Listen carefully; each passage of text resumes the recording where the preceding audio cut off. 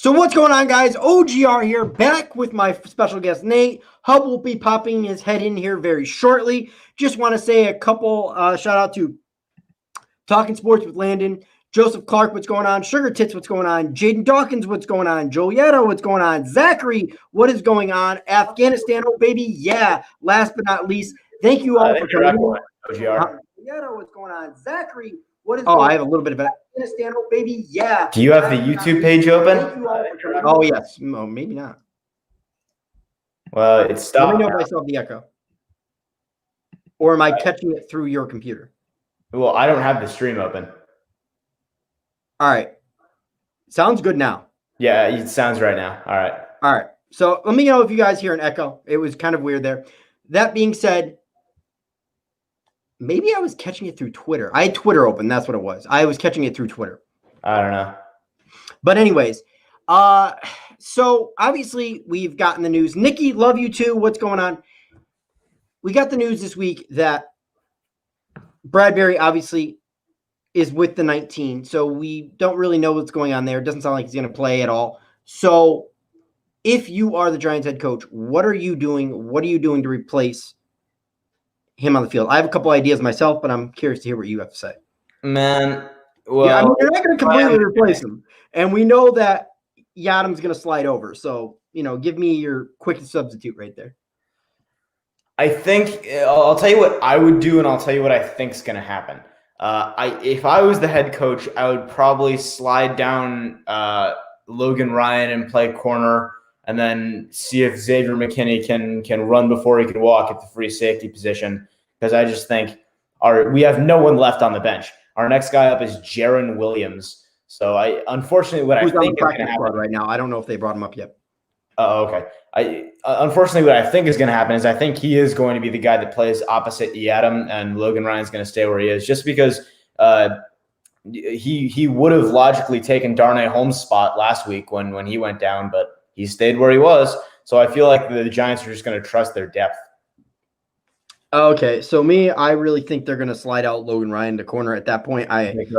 That's the only logical thing I can think they can do. And a lot of people have rumored that Julian Love. I see David A.V. saying that. I see Anthony Rizzo saying that. I say Bradley. But I found out that a lot of Giants fans are Notre Dame fans. So they really do have a soft spot for Love. Just because somebody was, second to the Thorpe Award in college, if the Giants don't see him as a corner, obviously there's things to make them think that. Like, he's gone through two coaching staffs, and they have not put him at corner for a reason. Exactly. I just don't think he's going to get playing time because they haven't trusted him with it this year. So I think you're going to get Logan Ryan on the outside. I think you're either going to get Love or McKinney at the slot. It's whoever you feel more comfortable there. I mean, that's what I would do, personally. I'm telling you right now. Now, I know the game plan going in. I think you know the game plan going in. But how big of a shock would it be if the Giants were able to pull this game off? Would you be completely dumbfounded, or would you just be given all the prop? How would you feel if the Giants pulled this off? I think, first off, if the Giants pulled this off, I would be off the wall. And I'll talk in a second about why I want this game so badly. But just in terms of how shocked I would be, I'd be flabbergasted, just because there's no reason that the Giants should, on paper, win this game. If we do win it, it's going to be through coaching. But I really want this game so badly. Honestly, I want this game more than the Cardinals game. Not for any revenge factor thing, because I don't really care. But I want this game so bad just to stick it to the goddamn media, because we've been hearing all this stuff, as we could have expected. Oh, they got beaten by the Cardinals so bad. We were wrong. The Giants are still terrible. They haven't made any progress. The coaching stinks. And we know as Giants fans it's not true. And we're used to dealing with this crap. But I'm just so sick and tired of it. And I want to stick it to them so bad. Oh, yeah, I do too. But, this day and age, take the media narrative with a grain of salt. Yeah. I mean, we've seen people how Jordan Rion reacts when people comment on what he's saying. Oh, yeah, they're stealing. Okay, Jordan. Eric Koprick, what's going on? Oh, I got my buddy. What's going on, my man? A little late, but I like it nonetheless. Yeah, what's up, bros? Oh, Sack and the plug the halls. merch. Plug the merch. Plug the merch. Sack the halls. You already know. I plugged it when I came in. What's up, guys? How y'all doing?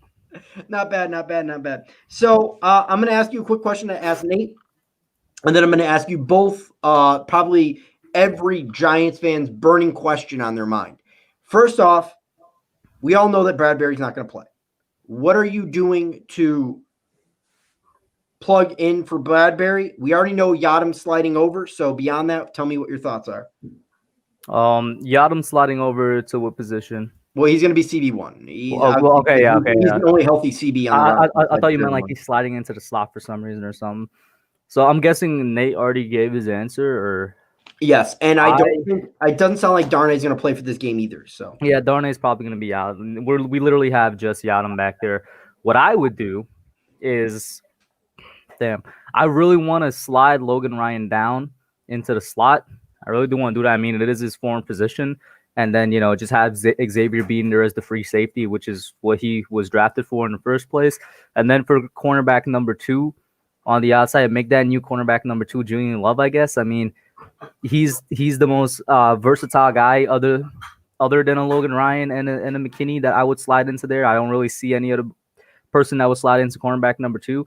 What I have seen on Twitter, somebody saying what they might do, which sounds crazy to me, but what they might do is they're going to keep Logan and Jabril up there at safety position. They're going to put Xavier down in the slot, which I don't know how to feel about. But I mean, they did it plenty last week. Yeah, they did it plenty last week.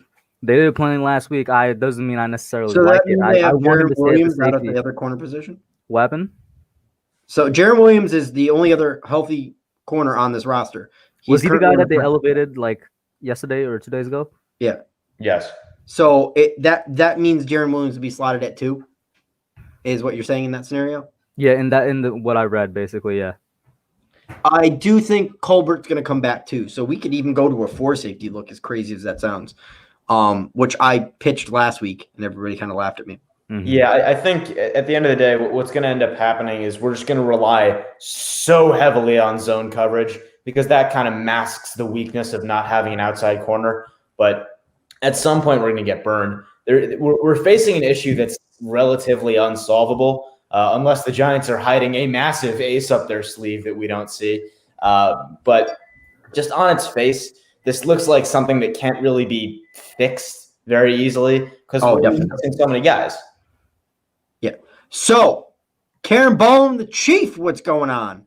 Obviously, big Chiefs fan, always tunes in. So, appreciate him stopping by. Anthony Rizzo, what's going on?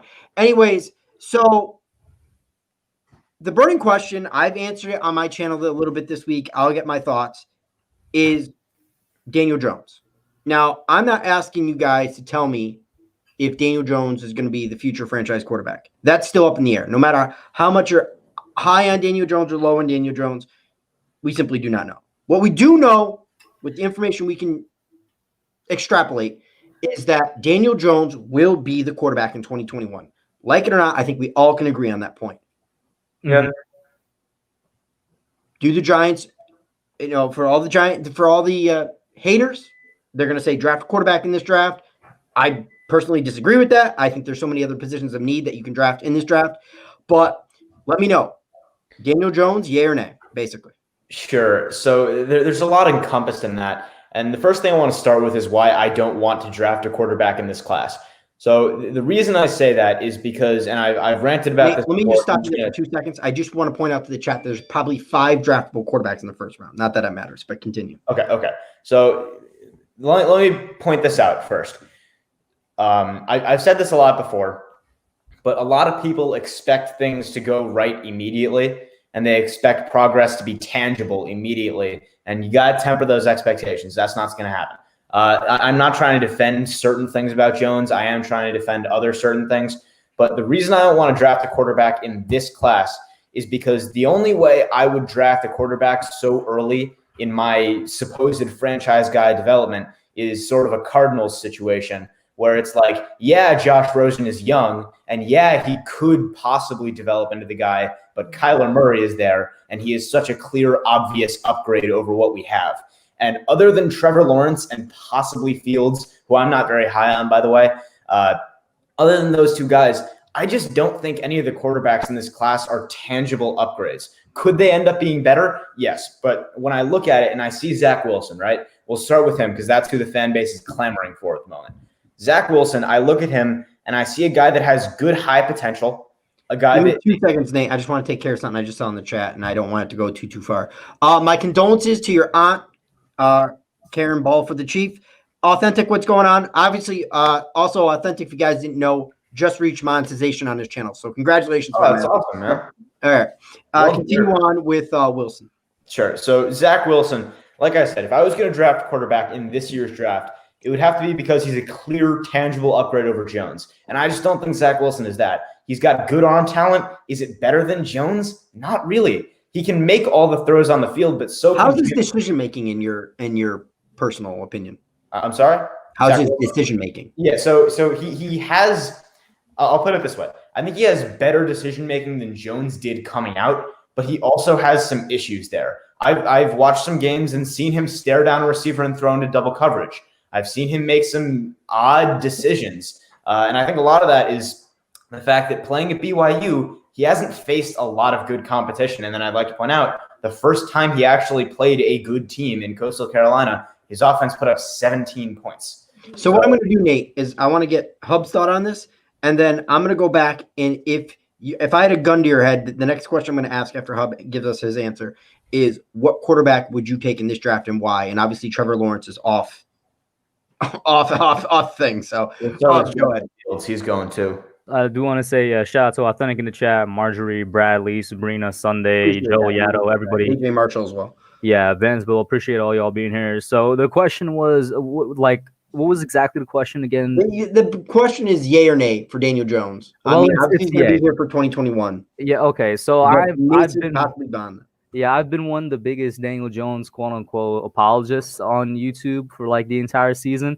I definitely think he's here for 2021. Like Nate said, unless we were in a situation like the Cardinals in 2019, there's absolutely no way I see us taking a quarterback. And, well, we got 5 wins. We're not going to do that. And what the team showed, it did show promise. We got to remember, we're on pace for exactly where we're supposed to be with this year, which was, it was going to be a progressional year. It was a year about seeing improvement, and we even got improvement in the win record as well. So we do have to remember that. For that reason alone, DJ is still going to be here, of course, for the whole crazy 2020 COVID stuff and whatnot. And then when it comes to the actual quarterbacks, and I said this, even though, like I said, I've been one of the bigger apologists, quote unquote, for DJ. I've said if we are somehow at the first overall pick, then yes, I would take Trevor Lawrence, because I see it exactly as the Cardinal situation where it's like you have such a great talent there and you're not sure with what you have in this guy. It's not really that big of a risk, but we're not in there. You know what I'm saying? So DJ's here. He's here to stay. And I haven't done, I will put that out there, any research on the draft yet, let alone quarterbacks in the draft, because I haven't been thinking about it at all. But from what I can gather, we're probably going to be sitting like, I don't know, somewhere around the 8th to 11th pick by the end of the season, maybe 8th to 12th. So we're going to be right on, right in prime time to take what we need, which is either going to be a number 1 receiver or a number 2 corner, something along those lines. That's like the perfect spot right there. Right now, the Giants are 10th right now. Even if they get one more win, that's still, I don't think they'll drop anywhere past 15th. So right now. Mm-hmm. Yeah. So in terms of the draft order, the funny thing is that I will tell you this. Before Thursday, right? And everyone up from the Chargers to us in the draft order, which is, I believe, at that time it was 4 through 10. They were all 4 and 9. They're all one game, I guess, behind us in whatever weird warped logic. So if every one of those teams wins and we lose, and the Chargers after their win, they're at the 9th now, right, or something? Mm-hmm. So if every one of those teams wins and we lose, we're all the way up at the 4th pick. My point here is not that we're going to be at the 4th pick, because I don't think we are. But my point here rather is that anything can happen, and this draft order is nowhere near set. So the range of outcomes here is everywhere from the 4th overall pick to the 19th overall pick. I want to say I do completely agree with Nate on there, because we're not sure where it's going to be. But I think all 3 of us would agree it's probably going to be somewhere with the 8th to 12th, the way it's going right now.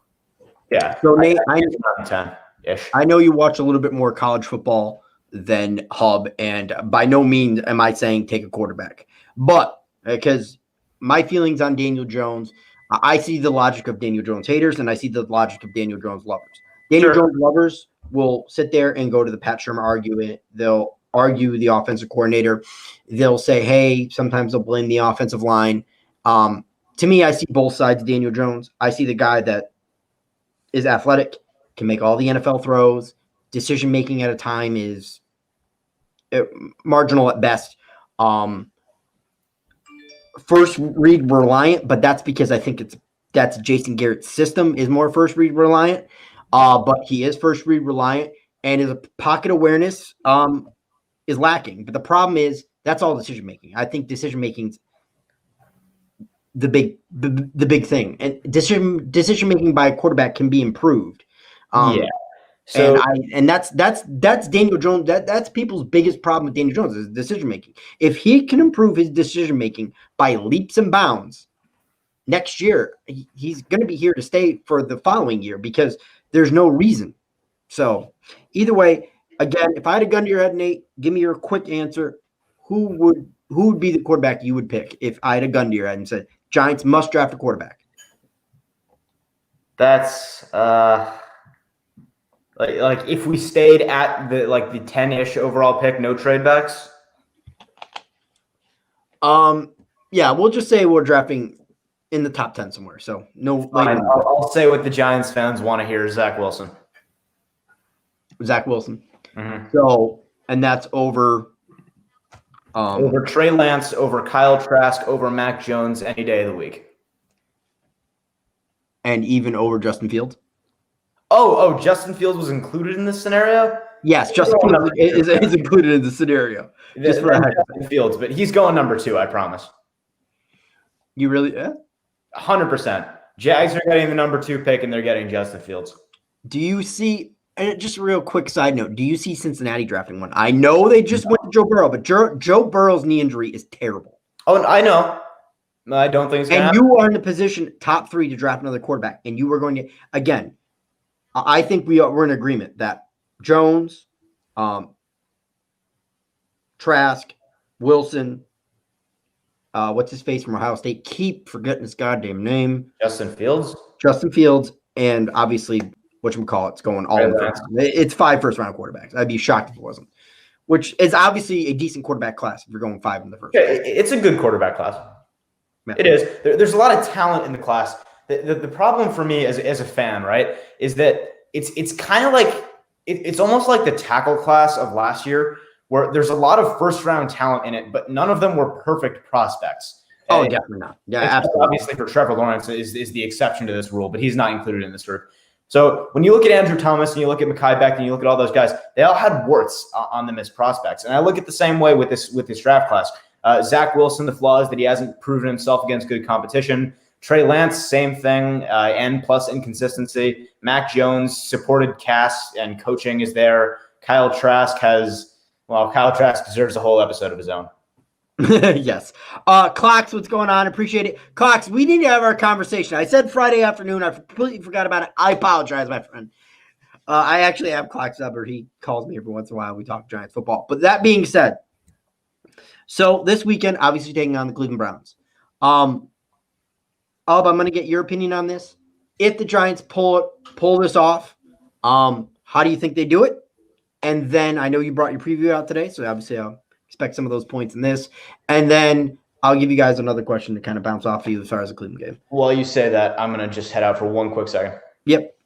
I do want to say, first of all, just to preface OGR's question is if they could pull it off, how in the world would they do it? I'm preface that by saying they're not doing it. I don't see any way that this could happen. But again, it's not anything to happen. But you know what? To jump into fantasy land. It's highly unlikely.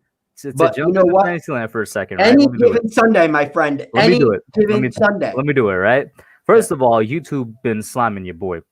I've been checking analytics and whatnot per video on how many people are getting my notifications. It's literally I want to say 5 or 10%, which is really bad, which explains why there's been a really big dip and views video. I just put that out there. So guys, I've noticed. Yeah, definitely go check out the preview video. And second of all, if they pull it off, it's going to come off of Freddie Kitchens because it's such a coincidence.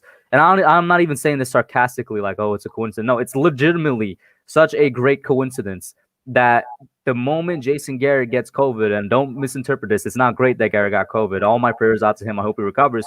But he gets COVID the same week that we play the Browns. And the next guy up to call plays is Freddie Kitchens, former offensive coordinator, former head coach of the Cleveland Browns. Who else could you ask for to know the team better than any other coach on our roster that's going to be in a position of great power to help out our team on Sunday? If somehow we pull it off, it's going to be off Freddie Kitchens, like with the offense, because he knows that defense when he was the head coach. And even with the defense, I think we all know he's probably already told Patrick Graham a couple of things of like, hey, man, do this, and this to confuse Baker. This right here really didn't work for Baker. He was not that good against that. You know what I'm saying? So it's going to be Freddie Kitchens all the way. And I do want to say, I really, really hope that no matter what happens, that Kitchens just calls a fantastic game, because at the end of the day, we're using the same playbook. So this should not be a struggle for any players. It's the same playbook. It's not like it's a different playbook. It's just going to be different decision-making, which has been my main criticism of Jason Garrett. I don't think his playbook is terrible. I think the plays that he's calling from that playbook are terrible. So Freddie Kitchens, the interesting also for me is I think the game plan is going to stay the same, because obviously your first drive is always scripted anyways.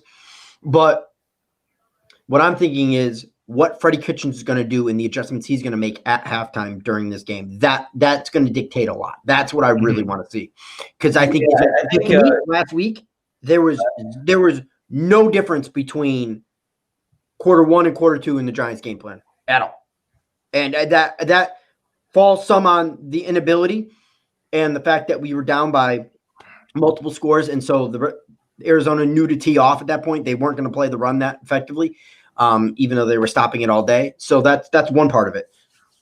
So we'll see. But what were you going to say, Nate? Yeah, sorry. I was just going to say, I think I'm not super confident in Freddie Kitchens, just because one of the biggest things that got him fired in Cleveland was his play calling. I don't know if as head coach, though. Yeah. I think that would be my thing. Like, for example, when Sherman was a great offense coordinator and not so great head coach, there's many examples. Same thing for Kitchens. I mean, we can say that about Jason Garrett too, and that didn't work out as we hoped it would. Jason Garrett hasn't called plays in years for the Washington football team. You are right. You are right. I will say Jason Garrett hasn't called plays in years, but you are right. Jason Garrett is a counter to that.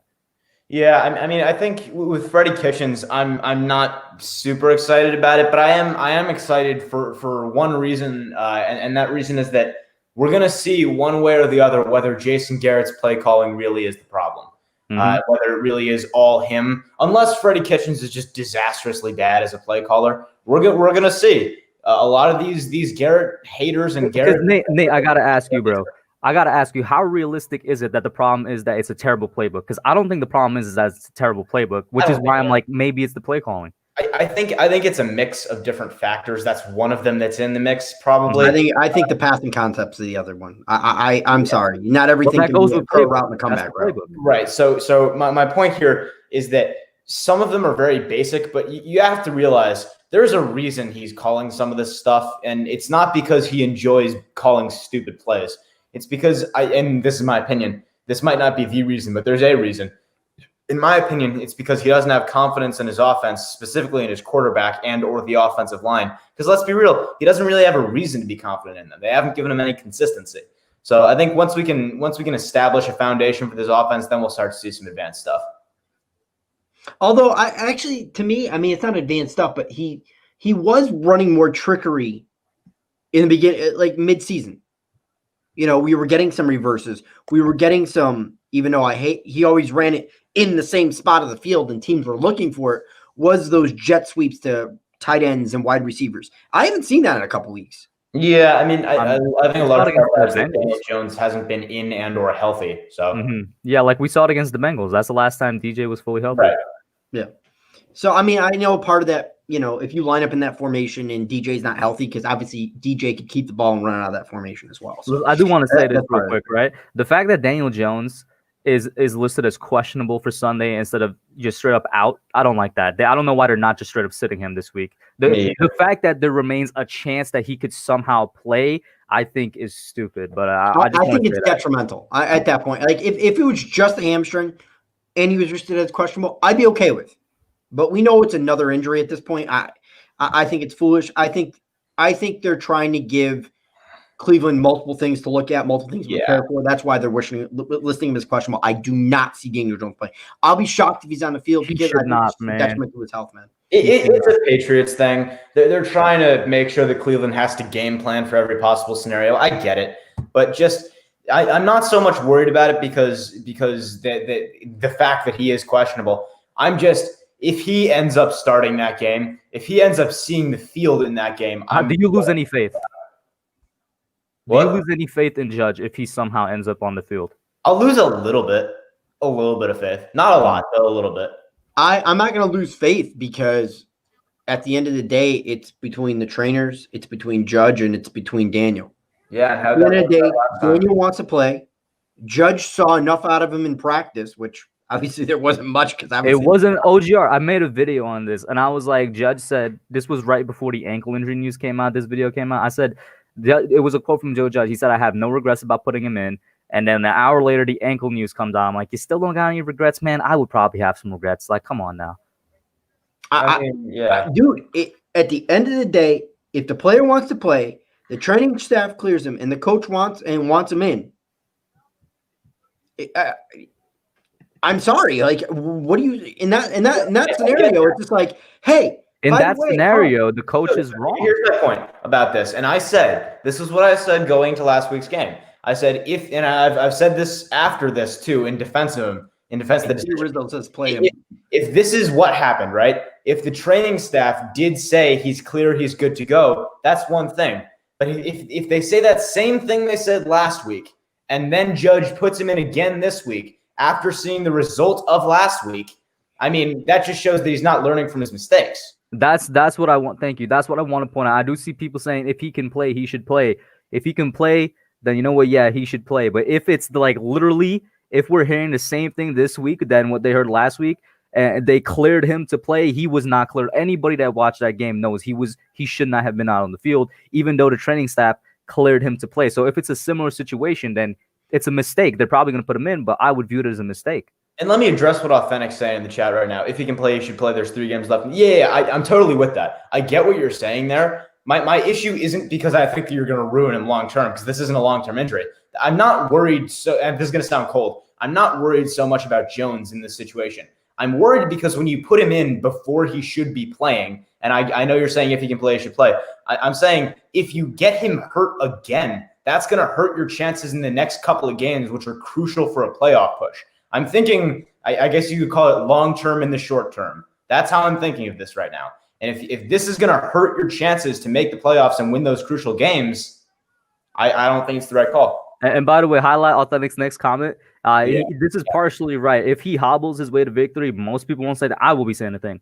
If he legit hobbles and you mean like we win, but we notice there's something off, I'm still going to be like, hey, I'm concerned about that foot, man. I'm still going to be saying that. Yeah.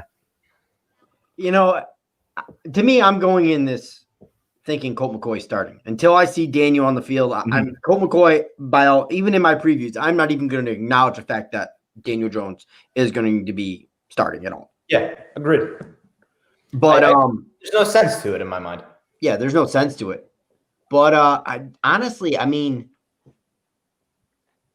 I just have a feeling, and maybe it's just me being an optimist in this game, because me talking to you guys and being a Head Z Giants fan, when I get in front of the camera, forget about it. And forget about it when I'm watching the game in front of the camera. I was yelling at Hub on his channel last week. I was cursing out Hub and TSR. I felt bad. That's like how much passion I had in that game. I get it, man. That's just how we are as fans. That's just being a sports fan. Like sometimes though, you got to think with your head, not your heart, man. Oh no, the head throughout the week. I think with the head, the minute I get in the game, heart all the way, baby. Totally, and we are in the week, so the head needs to take over. Yeah. So so honestly, a lot of us think this. You know, my prediction for this game is pain. I think we're losing 30-17. Good prediction. Pain.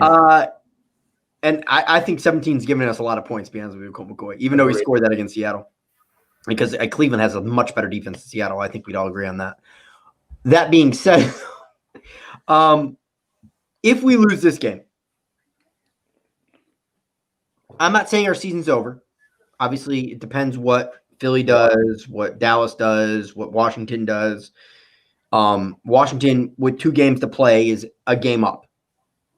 I don't think they're going to be losing the last 2 games. At that point, I think our season's kind of over.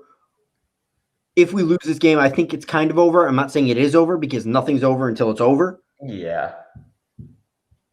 What are your overall thoughts? Very quickly. Well, let's just say we win 1 more game the rest of the season. Let's just put it 6-10. How do you feel as a Giants fan going into next season? How do you feel about the season overall? Hub, we'll start with you.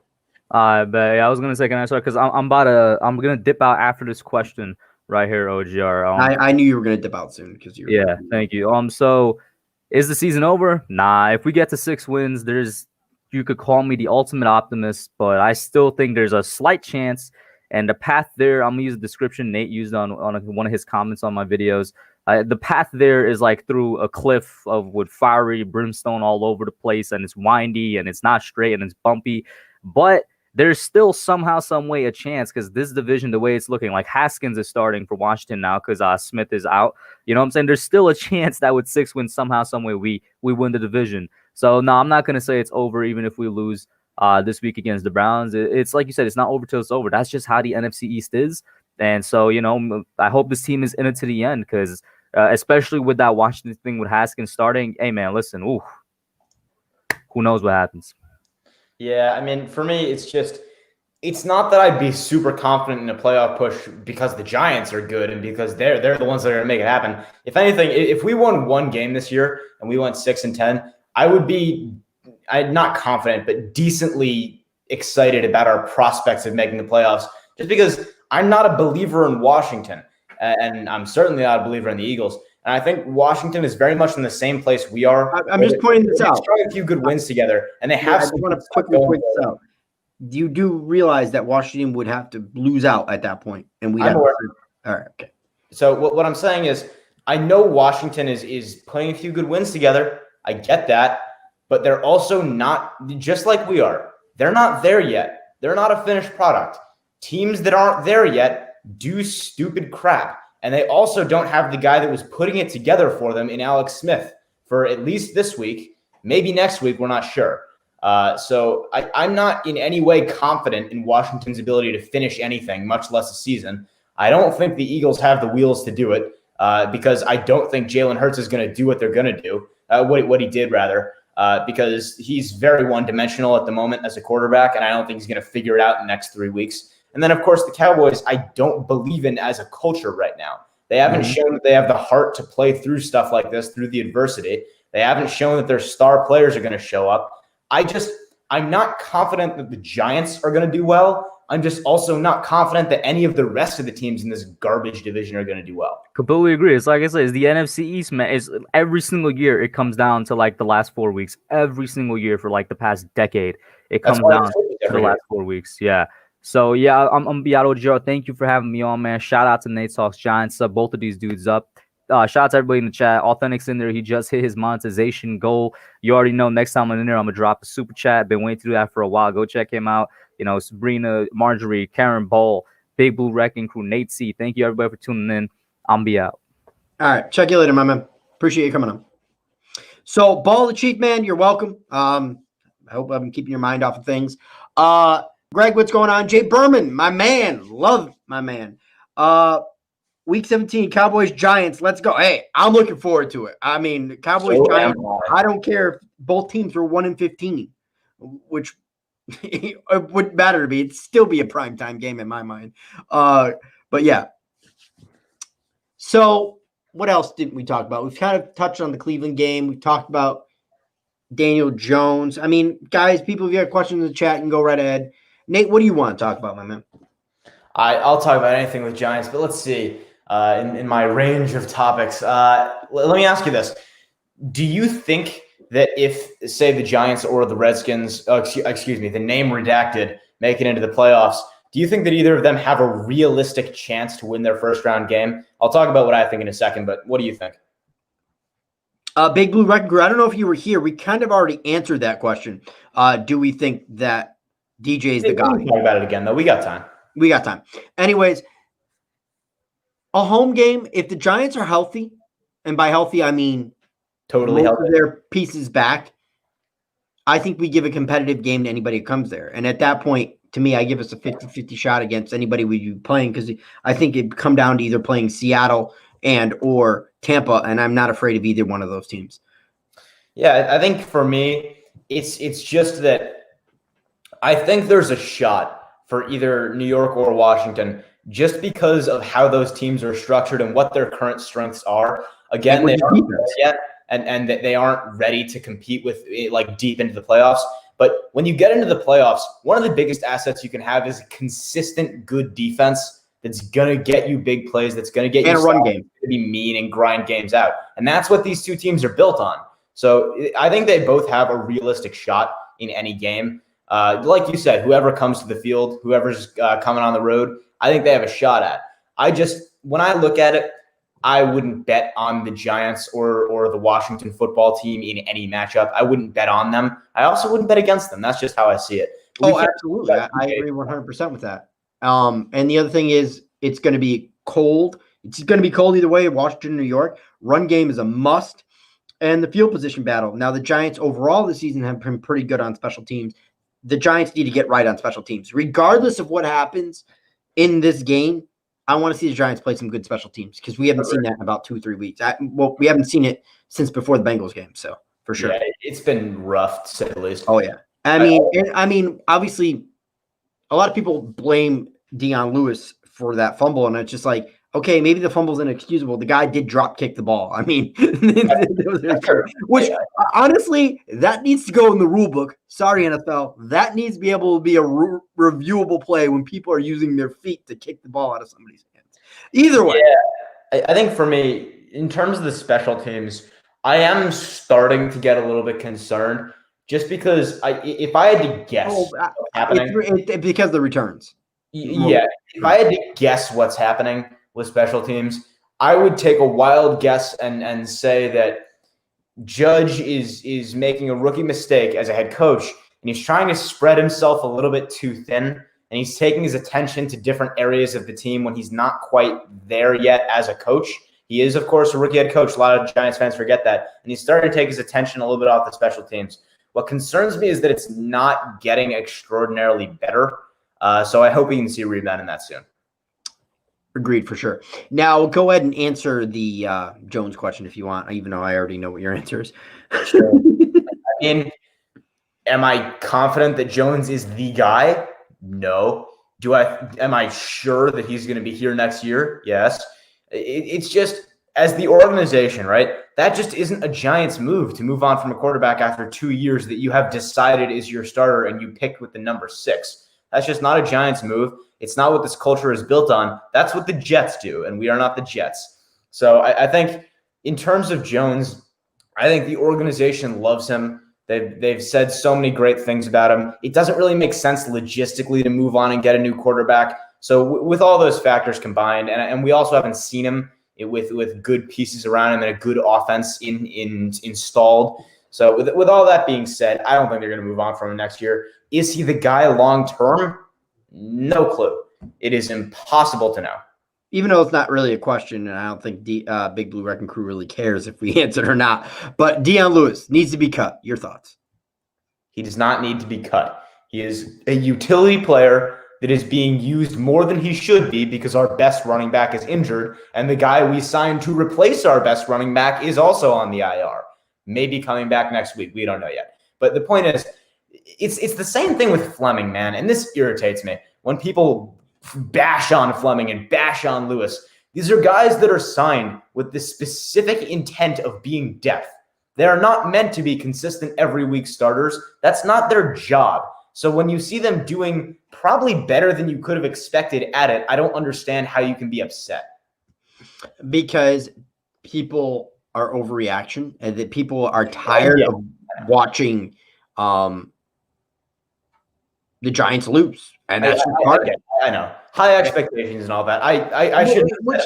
I don't get people's high expectations. The Giants have been losing for the last 8 or 9 years, and it's just like, where are your expectations? Because to me, people were telling me I had lofty expectations for predicting 7-9 coming into the season, and I thought I was just being like, middle of the road right there. 7-9, not great, not good, but improvement, and I'm darn close. We pull out a game against either the Ravens or the Browns, and obviously I expect us to win against Dallas because I think we'll be fully healthy by then.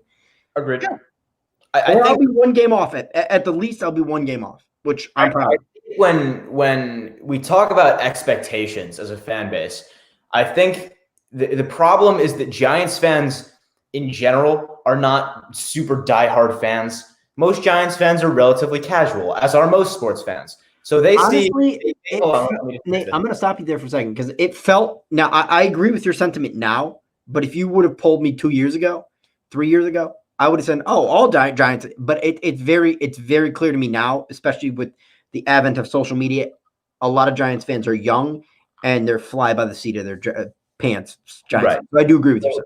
So what I'm saying is, I think a lot of Giants fans don't quite understand the inner workings of what's going on there. They don't quite understand the nature of rebuilding a team, and they aren't really looking at the big picture. So they see, oh, we've been rebuilding for 3-4 years. Where's the results? And they don't think about the fact that for the first 2.5-ish years, that wasn't really a rebuild. That was an attempt to make a run with Eli Manning when he wasn't given a team around him that could do that. The real rebuild basically started last year and maybe the year before in my eyes. That's where I see the real rebuild starting. So I think a lot of Giants fans don't quite see the big picture of where that is and don't quite understand where the timetable is landing. So they see, oh, we've been rebuilding for 4 years now. Why are we still terrible? And they don't quite understand that this is really a young team with a lot of new pieces, new coaching, and a whole new environment. So when you have a linebacking core and your veteran leader of the linebacking core is 26 years old, you have a starting defensive line rotation that is also all 26 years old. You have an offensive line with 3 rookie starters at any given time and a center that is 25 years old and playing center for the first time in his career. That's not the fourth year of a rebuild. That's not what the fourth year of a rebuild looks like. That's like first, second year of a rebuild. So I don't know if you've ever heard my take on this, but 2018, I think because of ownership, my theory is the Giants were trying to win in 2018. All their moves point to a team that was trying to win with limited amount of cap space because they still thought they had one more shot at it. Obviously, that blew up in their face. And between this is the second year of a rebuild. People don't want to hear that, but that's what this is. This is a second year of a rebuild. 2019 was the first year. This is the second year. We're going to see tangible proof in the third year if they keep Dave Gettleman in there. My nervous thing is, has ownership saw enough? For me, as a Giants fan, I've seen enough. But is ownership listening to these fly by the seat of their pants guys and saying, Dave Gettleman's not the guy. Get rid of DJ. I hope ownership doesn't. I just want to say hi to TD. What's going on? For me, Greg Popovich, no, I don't think that Daniel Jones is going to be playing Sunday. Neither does Nate. So I expect to see Colt McCoy, and it's obviously going to be a harder game. But even with a hobbled DJ, it was still going to be a hard game regardless. I give us maybe a 20% chance of winning this game right now, to be totally honest with you. But that's about right. By the way, I just want to say what you're saying there, of course, is on the money. And I want to point out that's one of the biggest frustrations for me with Dave Gettleman is that a lot of people will rip him for the fact that his moves didn't work out when his moves were kind of set up to fail in the first place. He inherited a bloated, terrible roster with terrible contracts and a situation that was pretty much designed to fail. And then he was basically forced by ownership to try and make something out of that and make a playoff run when there really was no reason to. So the way I see it, the last year and a half-ish of GM moves, that's what we need to evaluate Gettleman on. And at that point, you can pretty easily say there's not a big enough sample size to fire the guy, especially when everything he's doing works out. I mean, a lot of people will look this somebody like a Mike Too Nice will look at this as a third year of a rebuild, and whatchamacallit, and he's got to go. Dave Gettleman's got to go. I do not think that's the case at all. OGR, Jay, if you have a lifeline to Mara, why aren't you on YouTube? That's what I'm saying. But I'd appreciate that, but I don't think he really wants to hear what I have to say because he knows right now I am not his biggest fan. And I believe a large part of Giants' problems, and I've preached this on this channel for years now, is ownership. Ownership, I think, is the biggest Giant problem. And we need continuity. They've not allowed us to have continuity. I think their decision makings have been extremely poor. When they fired Tom Coughlin, which was unceremoniously, and I don't believe he should have been fired, but a lot of people argue against that point. I think that Jerry Reese should have been packing. It's not because of what Jerry Reese was doing. It was just very clear that Tom Coughlin didn't have the talent around him to succeed. Yeah. And it almost felt like Jerry Reese was trying to chase Tom Coughlin out of here. I'm not saying that's what was going on, but that's the way it felt. Yeah. And by the way, Sabrina's hitting the nail on the head. No matter how the Giants come out, no matter what the result is, we're fans, you know. We're fans, and I'm proud of this team too. Like, regardless of what happens the rest of the season, I'm proud of this team. I'm proud to be a Giants fan. I'm not going into the season with the end of the season with any severe disappointment. Like, and then just I'll be flying high. I'm just not going to make these crazy statements as far as just in terms of the general manager thing. My worst fear is that Dave Gettleman will either retire or get fired. Either way, he won't be with us next year. And then some general manager is going to come in and blow the whole damn thing up. That's my worst fear. Because that's my worst fear too. Believe me, it would hurt me so deeply. That would hurt so bad. What's going on, Mike Farr? Jay, I know you were joking, my man. I know you're joking. So was I. If you had a lifeline to bear, you sure as hell would not be in here with 30 other people talking Giants football. So for sure. Talk to the chat, Michael. I think Michael, that's what we've been doing the last probably good 10 minutes is talking to the chat. Vance brings up an interesting point. I think the question there was Graham the one afraid, or were some of the players afraid? Because the point that got brought up was that they weren't rushing aggressively because they were scared Kyler Murray would burn them. Is that Graham? Or I want to point this out to one thing because I don't think Mike Farr understands this. Mike Farr, when you make a message, you're messaging it on YouTube. There's already a 10-second delay between the time you send the message and whatnot. But because I'm operating this through StreamYard, that doubles. So it's like 20 seconds from the time you send the message to the time I get it on StreamYard. So understand that. You just got to wait a little bit to get your message. All right, go ahead, continue on, Nate. Yeah, I just wonder, I don't have actually a whole lot more to say on this, but I wonder, is Graham the one at fault for that, or were the defensive linemen kind of getting in their own head about Kyler? I'm not really sure. I don't really know if that's something we're ever going to find out because that's probably going to stay internal in the organization, but I don't think it's going to be a problem going forward. I think that's just growing pains of a team learning how to be competitive. Oh, the other thing is what I am concerned about and what I think that needs to be is the Cardinals toward the end of that game were targeting the edge. Same with Kyler, was targeting the edge. We need our young guys to hold the edge. Coughlin and Cam Brown did a wonderful job against Russell, and that broke down with the Cardinals. So I'm curious to see how they're going to do against that, because that brings me to Jay Berman. Yeah. What would you do to slow down Chubb and Hunt? I was just you're not going to be purely playing an 8-man box against Baker, because he's shown he can throw the deep ball to Donovan Peoples-Jones on a consistent basis the last couple weeks. Well, I think my response to that, whenever someone says, what do you do to slow down a running game? Unless that team has a non-existent passing attack, the answer can't just simply be stack the box, because eventually you will get burned if you do it every play. So especially with our secondary being as just ravaged as it is right now. So you can't really stack the box very consistently, if at all. So I think my answer to that is basically just the front seven has to play out of their minds. The gap discipline has to be on point. You cannot miss your assignment. You have to stay in your hole, and you really just cannot get beat. It's a tough ask. It really is. I think our front seven in general is being put in a really tough spot by our secondary and the injuries there and the thinness. I think we're really asking a lot of this defense. We're asking a lot of Patrick Graham. We're asking a lot of the players. But that's football, man. Stuff happens. No, yeah, absolutely. I mean, it's always next man up, and I mean, sometimes it's more difficult than others. I mean, yeah, again, it is a very tall ask. Yeah, and a lot of fans love to trash on Sam Beal. I bet they'd give to have him back right now. I am not a big Sam Beal guy either, only nor because am I.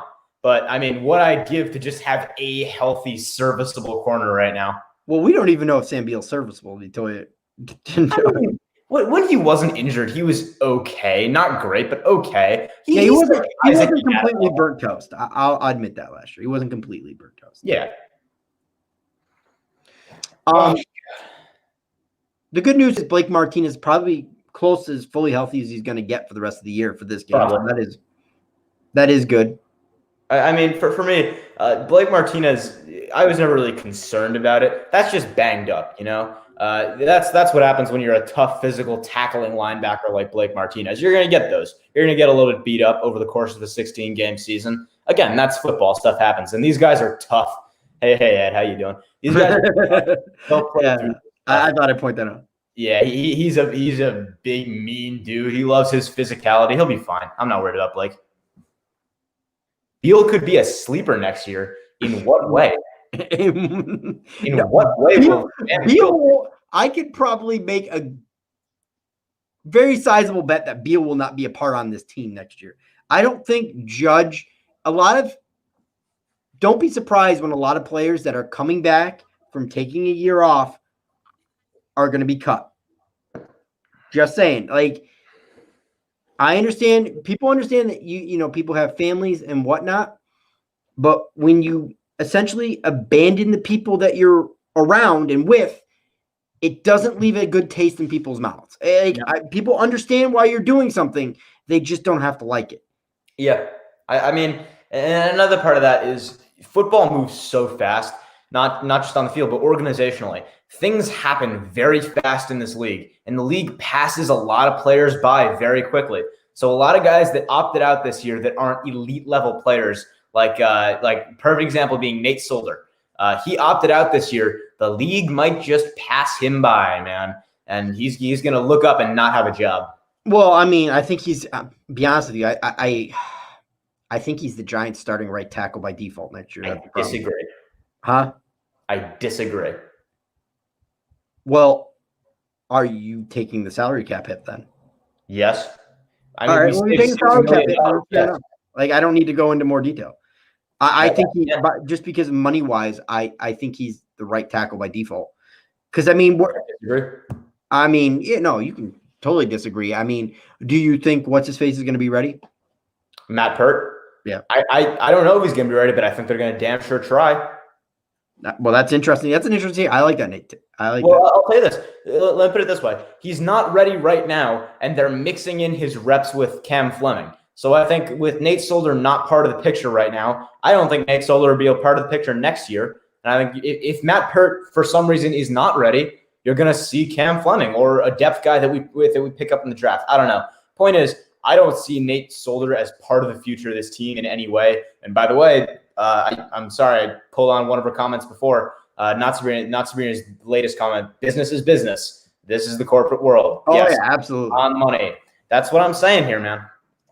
But yes. So there's another question for you. Are we moving on from Zeitler? I think so. Not because he's not still a good player, and not because I don't want him on the team, because it's $12 million. Yes. And you're going to get serviceable play from Lemieux and Hernandez. So, and I don't see a reason not to. Yeah, I thought, and unless the league really like totally adjusts to what Lemieux is.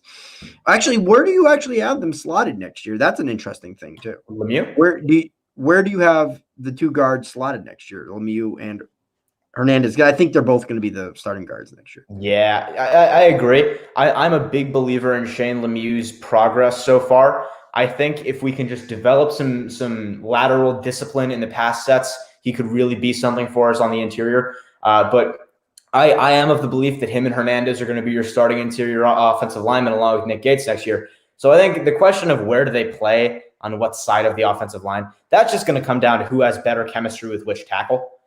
because at the end of the day, neither of them are incredibly different positions on the offensive line. So I think the question for me is just going to be which one has better chemistry with Andrew Thomas? Boom, there's your left guard.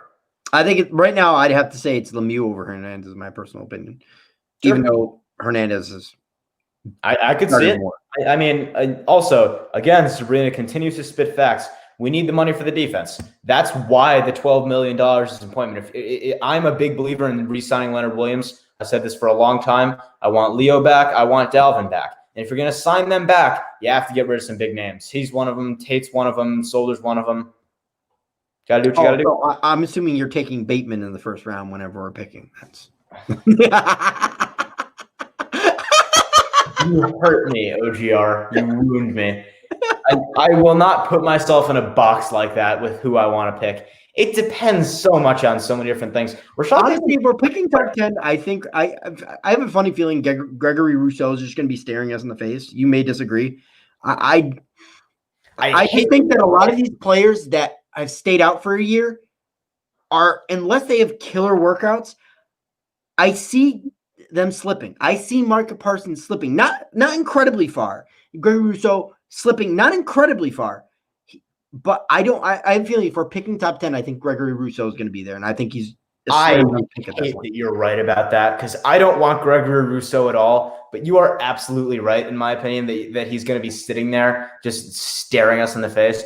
I hate that that's true because I don't want him. I'm not a huge believer in Gregory Rousseau. So my take on first round picks is that when you take a guy in the first round at such a high value, the most important thing is your confidence that he's going to produce on some level. And Gregory Rousseau has one of the higher bust potentials of any first round player in this class. He had 1 year of production. He's very raw. We haven't seen anything to indicate that his technique has been improved during this offseason or whatever. So I just don't want Rousseau. I don't think this is the year to take it. I love Coach Chaos. Sure. I love him. I just what am I supposed to take? If you're gonna take a player that's raw that high, you need to have the coaching staff and you still need to play that player strength and develop them. And I just believe the Giants have the coaching staff to develop. That's more of me putting the stock in the coaching staff more than the player at that point. Well, Greg Rousseau, in my opinion, for everything that I've seen, he's not a 3-tech lineman. He's a 4-3 D end or a 3-4 outside linebacker. Which I would put him at linebacker spot. That's where you want him? Yeah, absolutely. I want him at the 3-4 outside linebacker. I mean, I know we could argue somebody else. I can't think of his name right now. I'd rather take a lesser risk in a later round for a bigger need in the first. Because I look at like the second round. Because a lot of people don't like this, but even though we're a multi-front scheme, I see this as a base 3-4, and obviously your weak side linebacker is more of is the one coming off the edge more so. Basically, your Lawrence Taylor, if you will, or your Khalil Mack, if you will. So that's where I see Gregory Rousseau right now. I could be completely wrong, but that's how I see it. Yeah, he has the versatility to be a 4-3, 5-tech or an outside linebacker and a 3-4. He has that athleticism. He can. And to address what Mikey's saying, yes, he is a freak. He is absolutely a physical monster, and he could be that. But why am I going to risk that when I have an arguably bigger need at corner and an arguably bigger need at receiver in the first round? And there's going to be players there that have less bust potential. And then there's guys in the second round at edge that I could take with not so much a higher ceiling, higher floor, lower ceiling, as much as just less risk involved. So out of the Alabama wide receivers, I think both are going in the first round. Which one do you Vontae. I already know where you're going with that, Vontae. Yeah, I've heard a couple people say Waddle, and I'm like, what are you thinking? For the very specific reason that Waddle, I think, is a better receiver, but Vontae is more suited to the outside, and that's what we need. So Vontae. Yeah. And I'll tell you this: if the draft order stayed as it was right now, one of the 3 following players would be available: Jamar Chase, Rashad Bateman, Devontae Smith. Because at most, I think 2 receivers will go before us, just logically looking at the board. So one of those 3 will be available depending on who gets picked, who has the most hype going in. I'll tell you right now, Jamar Chase is not off the table. A lot of fans think he's going to be a top 5 pick. He might not be. Like you said, he opted out. There's other receivers that are going to get a lot more hype than him going into this draft. Vontae Smith is going to get hyped through the wall. So I think it's not something I bet on. If I had to guess, I think Ja'Marr Chase is still probably going to be the first guy taken, but he's not off the table, man. He very well could be there at 10. All right. So Jace Horn or Sutton out of Alabama corner? J.C. Horn or Patrick Sutton. Sorry, Patrick Surtain. Sorry. Yeah, Patrick Surtain. I think oh man, I do have to say Surtain. Just because he's a better player. He is. I'm just so in love with Horn as a prospect for his value. I've been on the Horn train since before there was a Horn train. The season even started. So of course, I'm going to be logical and say the answer is Surtain. But Horn will be there late in the first round. And if we are picking at the 19, if we come from behind and win this division, that's a guy I would target. And oh, look, there's a fellow Nate in the chat. Hello, other Nate. Shane Lee wrote your thoughts on Aiden Hutchinson. Your thoughts on Aiden Hutchinson from Michigan? Ooh, so that's another guy I picked up on. The other possible edge rusher. Yeah, I picked up on Aiden Hutchinson early. So I kind of knew his name before a lot of people did, for the very specific reason of there's an analyst out there whose name escapes me, but he puts together at the beginning of every season, not a group of a ranking of best prospects, but a ranking of freak athletes at every position in the nation in college. And Aiden Hutchinson, I recall, was high on that list. I forget where. Him and Kwity Paye, his fellow Michigan edge rushers, they were both very high on that list. And I think Aiden Hutchinson, he's going to fall just because Michigan is using him in a way that is not attractive to organizations. They're using him very much to do the defense's dirty work right now. He's not going to get, he's not going to get the flashy sacks or the big plays, which is why he's going to fall. But I like him. He's a great athlete. I think he's got good versatility. I think he could be a 3-4 outside linebacker. I will admit I don't have that on tape. I haven't seen him play it, so that's a reach. But at the same time, he's not a first round pick, so I'd be comfortable taking that risk. All right, let's play another game. Sure. Pitts or my boy from Penn State? I'm sorry, say it again? I said Pitts. The tight end out of Florida, or my boy from Penn State. Yeah. Pat Freiermuth. I have them right there with each other, man. They're both so explosive, and Freiermuth has pretty much been screwed by Penn State not being able to throw the ball at all or move the ball at all for the most part of this year. But I think right now, at this moment, I will give it to Pitts. But believe me, that is not something I'm confident in. I admit to have not scouting tight ends as much as I probably will have by the end of this offseason. But I don't know. Let me get back to you on that after I watch some film. All right, I'm going to butcher his name because I have to look it up. Jeremiah Owusu-Koramoah or Micah Parsons? Micah Parsons, easily. I love Owusu as a prospect. I love him. And anyone who is in Discord with me knows that I have been – that's another guy I was on way before anyone else was. I was a huge Owusu guy, and it hurt me so deeply when Notre Dame started being like, hey, guys, we have this guy here in the middle of the defense. All y'all should look at him. And then people did, and now he's in the first gosh darn round. I remember when we could have picked him up in the third. I remember those days. Those were good days about a month ago. And I miss those days because he's a great player. I think he's a prototypical modern linebacker. He's got such great speed, such fluid hips. He covers so well, and he would fit our need so perfectly. But at the same time, Micah Parsons is just overall better. I think he's a much more well-rounded linebacker. He can hit. He's got good ability in the blitz. He can, of course, cover because he's got that athletic potential in him. So Micah Parsons, but don't let that be any knock on Jeremiah Owusu-Koramoah, and that is how you say his name. I looked it up. I am a huge believer in his potential. Will he be an all NFL linebacker? Probably not. But will he be a really solid role player in someone's defense? I think so. I'd love for it to be ours, but I'm not taking him at our pick. No way. All right. So Joseph Osai out of Texas. Osai, yeah. Oh, yeah. And Patrick Jones the second. So first off, correct me if I'm wrong. Isn't Patrick Jones a down defensive lineman? Yes, he is. Yeah. But they do have him listed as linebacker, though, sometimes. Osai is a stand-up, walk-up linebacker, I'm pretty sure. Yes. And then, so besides that being the first difference, I am low on Patrick Jones. And the reason I am low on Patrick Jones is because the first gosh darn Pitt game I turned on was the Notre Dame game. And I watched that full game, and it was a cringe fest because that whole game was just Patrick Jones getting handled by Liam Eichenberg.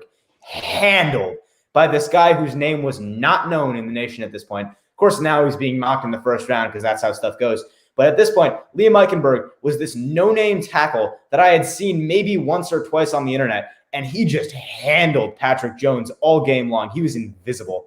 So I am out on Patrick Jones. And then Joseph Osai, I like as a player. I think he's going to do good things, but he's not really what we need. He doesn't have great bend around the edge. I don't think he's going to be that speed rusher that we need. A guy that I am much more confident in our defense as a fit is Hamilcar Rashed. I have banged this drum for so long. I will continue to bang this drum. Oregon State, go watch him. He's a beast. All right. So two more are actually Jalen Phillips out of Miami, and which I see climbing up boards for some odd reason, and then Rondale Moore out of Purdue. Well, first off, this is an unfair question. One's a slot receiver, one's an edge. No. I'm just throwing guys out there at that point. All right. Well, okay. So my problem with Rondale Moore is that he is the definition of a slot receiver. Undersized, isn't great against press coverage, great explosiveness and quickness, quicker than he is fast. So I don't really think he's a fit for our roster unless we move Sterling Shepard to the outside, which I'm not a fan of. And then Jalen. Well, let's put it this way, because Rondale Moore is slated at the top of the first round, which means he could certainly slot hit in the second. The Giants take, let's say, a linebacker in the first. We do need it. I mean, at that point, maybe there is another outside wide receiver you would like better, but you do need a replacement for Golden Tate.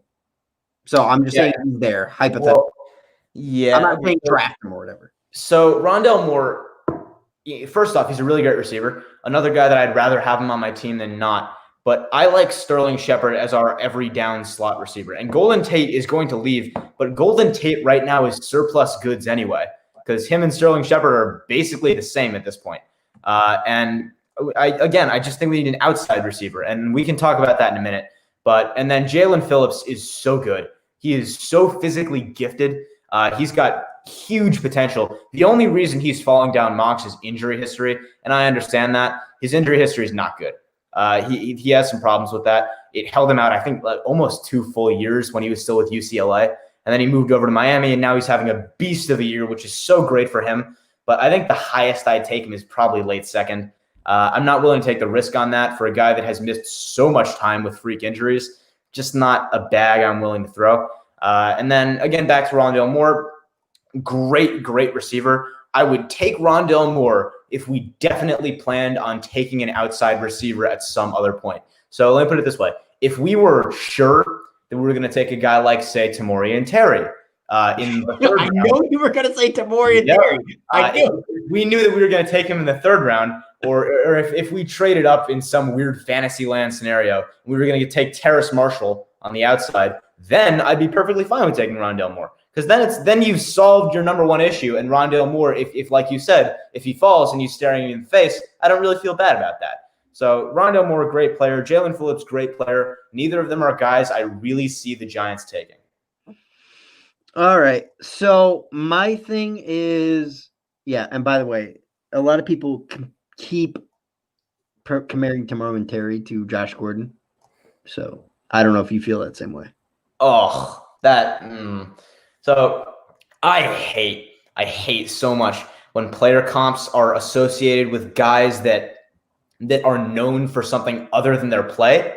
Oh, by the way, I gotta listen because I'm like scrolling through to make sure I have other things, because Rashad Bateman, a lot of people put Allen Robinson next to his name, which I agree a lot, and then Jalen Waddle. People put Odell Beckham Jr. next to his name. That just doesn't make sense. What? Jalen Waddle and Odell have different play styles. Exactly, which I don't get why anybody would do that. But anyways, no. I mean, honestly, you know me. I'm a big Rashad Bateman guy. I think you fall in love more with this, not necessarily speed guys, but people that have more speed than Rashad Bateman. To me, I've always been a big proponent of route running, and his route running is a masterclass. Most important, he's able to always get separation, and the guys go. He's big enough, 6'4", go up and get it. That's why I love me some Rashad Bateman. And if the Giants pick later in the first round than 10th, I can see. I for some reason now, and it's not because I think it's one of the bigger positions of need. I really do think I have a feeling the Giants are going to go wide receiver, even though defense is a big need. CB, the way I look at, we've burned out on so many CBs. I could just see taking a CB in the second round. Yeah.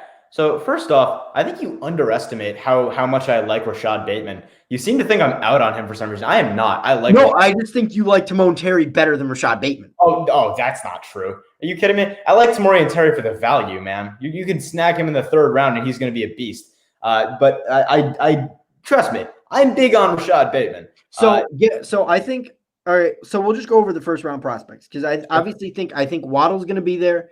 I think the other Alabama wide receiver is going to be there. I think Bateman's going to be there. And then maybe who's the kid we were just talking about from Purdue? Why is he slipping? Rondell Moore? Yeah. I think those are your four for sure. You might want to add more, but those are my four. Yeah. So I think a lot of that depends on how teams look at scheme fits and what their specific needs are at receiver. Because every team wants a specific thing. It's why the Eagles took Jalen Reagor. They wanted a very specific archetype of receiver.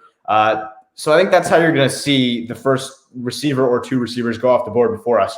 So depending on that, like I said, and by the way, this is why I'll tell you that I'm still big on Rashad Bateman, is because he's in that group of guys that I think are going to be the Giants' potential options. So I think two of the three guys, like I said earlier, Ja'Marr Chase, Vontae Smith, and Rashad Bateman, two of them will go before we pick. That's, I think, the most. Maybe, I think definitely one, maybe two, no more, no less. And at that point, we're looking at which one of those guys we want, whoever's still there. So I do love Rashad Bateman. He's a great receiver. Personally, I would rather have Ja'Marr Chase and I'd rather have Devontae Smith. Well, I can see why. They're more explosive players. And obviously the conference they play in, and they're going up. I wouldn't say against necessarily better competition. Also, Bateman opted in and then opted out, which doesn't necessarily look good. And he only has 1 year of real production at Minnesota. But PJ Fleck was just getting the thing off the ground last year. I really wanted to see Rashad Bateman in another year with PJ Fleck, because obviously I think Minnesota would have actually played better, but that's besides the point. Yeah, I think I think in terms of the receivers in this class, it's an interesting receiver class just because every possible archetype of receiver is covered in the first round. There's a lot of drafts where when you look at the receivers available, they're not as spread out. Last year's class was actually kind of like this too, but obviously everyone talked about last year's receivers class as if it was the best one ever. So that makes sense. But usually this year and last year isn't very common, where there's a lot of first round talents with different abilities and skill sets. So you look at this year's class, right? You look at the guys. The one guy that annoys me, and I gotta get this, is Tutu Atwell. Yeah, everybody loves that dude. They constantly compare him to you know who. I mean, I don't dislike him. I don't dislike him either. The Giants are not getting him unless they look at him as that Swiss Army knife possibly returner as well. Yeah, I won't BS you. I haven't watched enough Tutu Atwell film to really give a confident take here, but I'm not really in love with the guy. There's a lot of receivers I like better than him. And then the other thing I think a lot of people have to consider is that, like you said, I think teams are going to view him as sort of that Swiss Army knife. It's the same with Vontae Smith. The difference between Vontae Smith and I know I'm not pronouncing the duh, it's just whatever, it's how I talk. The difference between Vontae Smith and Tutu Atwell for me is that Vontae Smith still has the upside to be a legit wide receiver one. We're not looking for a Swiss Army knife. We don't need that. We don't need a guy that can do it all. We need a guy that can do what matters to us. We need a guy that can be the wide receiver one and do all the stuff that entails in that. All right. So I'm just going to give you 4 players. They're all there at 10. Sure. You're GM. You're on the board. Sure. Obviously, Devontae Smith's going to be there. Ja'Marr Chase is off the board. Rashad Bateman's going to be there. Micah Parsons is going to be there, and Gregory Rousseau. Parsons is not going to be there at 10. He's not. It's my scenario, Nate. Fine. My scenario. My channel. My scenario. So, Sure. I gave you 4 players. I gave you Bateman. I gave you Devontae Smith. I gave you Micah Parsons, and I gave you Gregory Rousseau. Give me one. Who you taking at 10? You know what? Before last week, I would have said Micah Parsons, and I will tell you why I'm not going to say Micah Parsons in a minute. But for now, I'm going to say Devontae Smith because Gregory Rousseau, for all the stuff I said earlier, is out. That's my process of elimination. He's gone. Then again, I will say in a minute why Micah Parsons is not the guy. And then Devontae Smith and Rashad Bateman is what I'm left with at that point. And personally, like I've said, I like Devontae Smith better. I had a feeling you were going to go wide receiver regardless. And so let me say why I'm out on Micah Parsons. For no real, tangible football reason, but because that dude, I'm sure you saw it, posted the picture. Yes, the Cowboys, yes. I am out. You can go to Dallas. He's good. And you know the thing is, he might be drafted by Dallas. Think about that. Dallas is going to be right there. Right, yeah. I know. And it's crazy to think, but Jalen Smith, they gave him all that money. He's been a little bit of a disappointment Leighton Vander Esch has not been able to stay on the field. And obviously, what's-his-face is aging. I can't think of his name. Sean Lee. You're not thinking of Lee, are you? Sean Lee. He's gone. Oh, he's gone. I thought he was still there for some reason. Anyway, regardless. Am I out of my mind? I thought Sean Lee moved on. I thought they moved on from him. I could have been wrong. But anyway. Oh, no, I'm wrong. He's still there. Wow, I just haven't seen him on the field then. He's old as balls, man. He's 35. Another great Penn State linebacker, by the way. So, by the way, Authentic says it was nice last year when Slayton and McLaurin were neck and neck. It was nice, wasn't it? I missed that. Too bad that's not going to happen anymore. Because Scary Terry is that dude. He is that scary. Yeah, man. And the thing is, I despise Ohio State players. I actively root for them to not do well in the NFL. I despise Ohio State in general. But Drew Ratty, I'm not sure if you missed it when I said it earlier, but I know Jalen Waddle is a better overall receiver than Smith. I just don't think he fits our personal need for an outside receiver because Waddle is better at what he does than Smith is at what he does. But Waddle, what they do is two different things. And we need what Smith does, not what Waddle does, if that makes sense. Yes. Do you have anything else you want to talk about, my man? Because we've been a little bit longer than an hour, but. Hey, man, any questions in the chat you've seen you want to get to? Fine with me. We can keep talking draft, whatever. I'm good, man. Yeah, to me, it's just fun to spitball draft. I've heard us. Who's the left tackle? I think it's left tackle. I always like watching Walter football for some reason. You probably can't understand the guy. But I not watching him. I just I always, when I first found him, I used to always like his mocks. Mm-hmm. He has us taking a tackle, which I think is absolutely crazy. I haven't even read his latest one because I actually don't think we're going to see Dante Pettis. I think Dante Pettis is going to be cut. Not now, but in the offseason. We're not going to see Dante Pettis. Mikey C says he's a Buckeye. That makes sense. That's why you're getting on my case. You're a Buckeye. Yeah, exactly. Typical Buckeye fan. Nah, I'm just playing with you, though. Buckeye is referring to the Ohio State Buckeyes. Probably one of the top college program in the Big Ten, as much as that pains me to say that. Well, I'm a Northwestern fan, so I get to see them crush the Wildcats tomorrow. And I get to see them crush Penn State every year, even though Penn State should have beat them last year. Whatever. We're not even going to talk about this. Nope, we're not talking about this particular subject. No, we're not. We're not going to talk about it. New topic of conversation, please. If Freddie Kitchens excels this week as an OC, what are the chances he may be more involved with that in the future? I don't think very good. I don't think the Giants are going to base anything off of this week. I don't think that organization is going to look at this crazy scenario we found ourselves in and say, yes, this is where we collect our data. I don't think that's going to happen. I don't think you either. But TD, what would have to happen for them to actually even consider a move like that is basically 45 would have to go off for 40. Yeah, with Colt McCoy as their quarterback. Even though then maybe they would consider his edge this year, the answer is not very. It is deep with not very good players. This year's edge class, this is kind of widely known information in the draft circles, is not very good. There's not a lot of high-end talent. I think when you try to draft an edge rusher in this class, you're looking for a diamond in the rough. You're looking for a guy whose flaws you think you can fix or overcome. So, like, take a Jalen Phillips, all the upside in the world, lots of injury problems. So you're willing to bite that bullet. And that's just how I see this. Personally, again, I will say it over and over and over again, Hamilcar Rashed, Oregon State, go watch the tape, go see what he does, see what he's about. I am a huge Hamilcar Rashed guy. That's awesome. So I saw one. It says, how about these new cheap bandwagon Josh Allen fake Giants fans hating on Saquon? It is what it is. Like, nobody was going to take Josh Allen second overall in that draft. So please, get out of here. He was the third best quarterback in that draft. This is so, like you said, no one was taking him second overall in that draft. He had too many problems. This is the worst example. This is blatant armchair GM. This is the worst example of so many examples.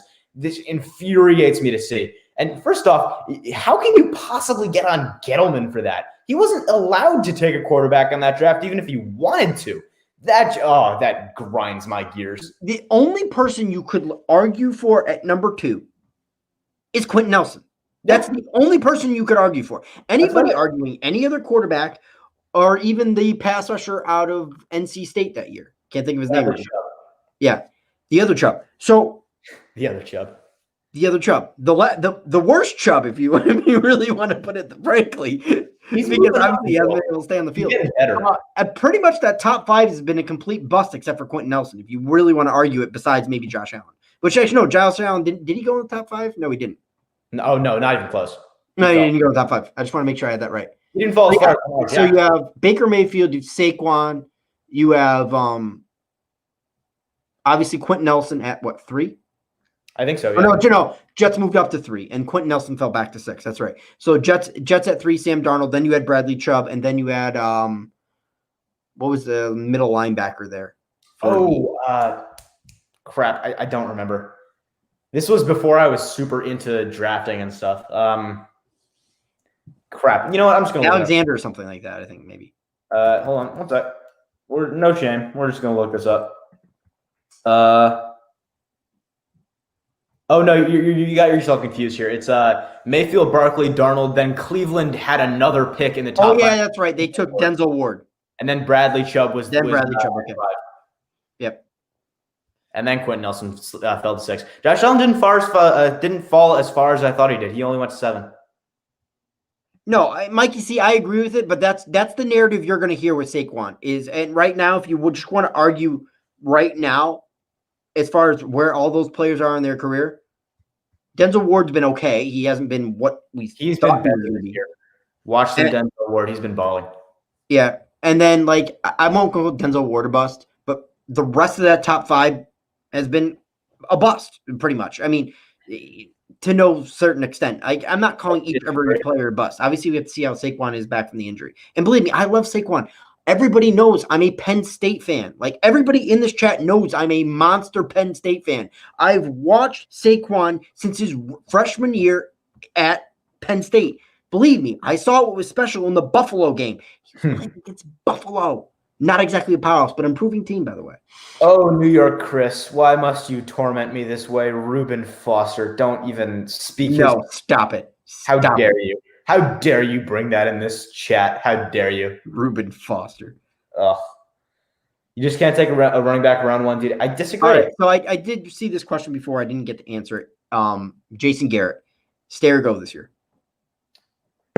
Will he or should he? What's the question? No. Do you think Jason Garrett will stay? He's not going. He's not going anywhere. Honestly, low key, I think he goes. I disagree. Either he somehow gets a head coaching position, which I'd be shocked by because I think there's so many better candidates. Teams would have to be desperate. I don't see him staying on as offensive coordinator, even though a part of me wants him to stay because I want continuity. I argue for continuity. And I want Daniel Jones to stay in another system, even though I don't think Jason Garrett's system fits Daniel Jones. So I think when it comes to Garrett, there's just so much that's going to go against him leaving than compared to what's for him leaving. So the things that are for him leaving are questionable performance, obviously, and just overall, I guess just the one thing, overall performance with the team. And then there's so much against that. Number one, there's the common excuse that's going to be for a lot of coaches this year, which is it was only 1 year in a weird COVID season with not enough time to install the offense, and there was the injuries, and there was all this other random stuff happening, and I didn't have enough skill position players, and my offensive line wasn't consistent, and my quarterback hasn't developed yet, and blah blah blah blah blah blah blah blah blah. At the end of the day, I think there's so many excuses and so many. Not that these are all valid. Some of them are, some of them aren't. But I think there's actually, I'll bring this up because you're eventually going to tie this in, and it's just prevalent to what we're talking about right now. Max Epler says Garrett will be a head coach for a college team. That would be interesting. I don't see it. He's been in the NFL too long at this point, in my opinion. But anyway, just to finish that off, there's so many reasons for him not to be fired, in at least in Mara's eyes and at least in Judge's eyes. There's so many reasons for him not to be fired, and that's not even touching on the fact that we'd be then putting Jones in his third system in 3 years. That is how you Marcus Mariota someone. That's how you friggin' Jameis Winston somebody. I think Jameis, even though I wasn't really high on Jameis Winston, I always thought he was going to be a bust regardless. My time, because I just didn't see the work ethic. It seemed like a guy that just likes to party too much off the field. And maybe he's kind of like boiled down and concentrated now, but hitting on character issues. Yeah, but that's was always my word. But somebody says I want to see. Somebody said I want to see DJ in a West Coast system, but Pat Shurmur is a West Coast system, so you saw that last year. I'm not sure what that is. But somebody said, what about Quentin Nelson at 2? Here's the problem with Quentin Nelson at 2. I love Quentin Nelson. He's going to be a Hall of Fame guard. Let's just call it what it is. Mm-hmm. The problem is if you get Quentin Nelson, you're putting him next to Nate Solder. What Quentin Nelson's going to do is he's going to make Nate Solder look better. Nate Solder, we're not drafting Andrew Thomas if Nate Solder and Quentin Nelson are our guards right now. Hate to say it, it's not happening. That's true. So the issue I have with that is at that point, if Solder is then playing well enough and producing well enough to stay, then there's not really a reason to replace him. Because at that point, if Quentin Nelson can elevate him that much, and Quentin Nelson can do that much for which a guard can't. A guard can elevate a left tackle. Right. Yeah, exactly. That's what I'm saying. So if Quentin Nelson does that for us, then at that point there's not really an issue. So I don't really see a problem where there's not a problem, and I don't really want to make a problem where there's not a problem. So at that point, I really just want to say, do you like Saquon Barkley and Will Hernandez or Quentin Nelson and Nick Chubb? At this point, it looks very much like Quentin Nelson and Nick Chubb is the better duo, but that could change. Do not jump on that just yet, because right now I will still stand by this. When you know that a player is the best, this is the next thing I want to do. By the way, talk about that in 1 second. When you know that a player is the best in the league at what he does, for Saquon Barkley, that is all things running back related except pass blocking. You don't pass on that. When you have a chance to draft LaDainian Tomlinson, and that was his pro comp, and I can see it. When you have a chance to draft him, you don't pass on him.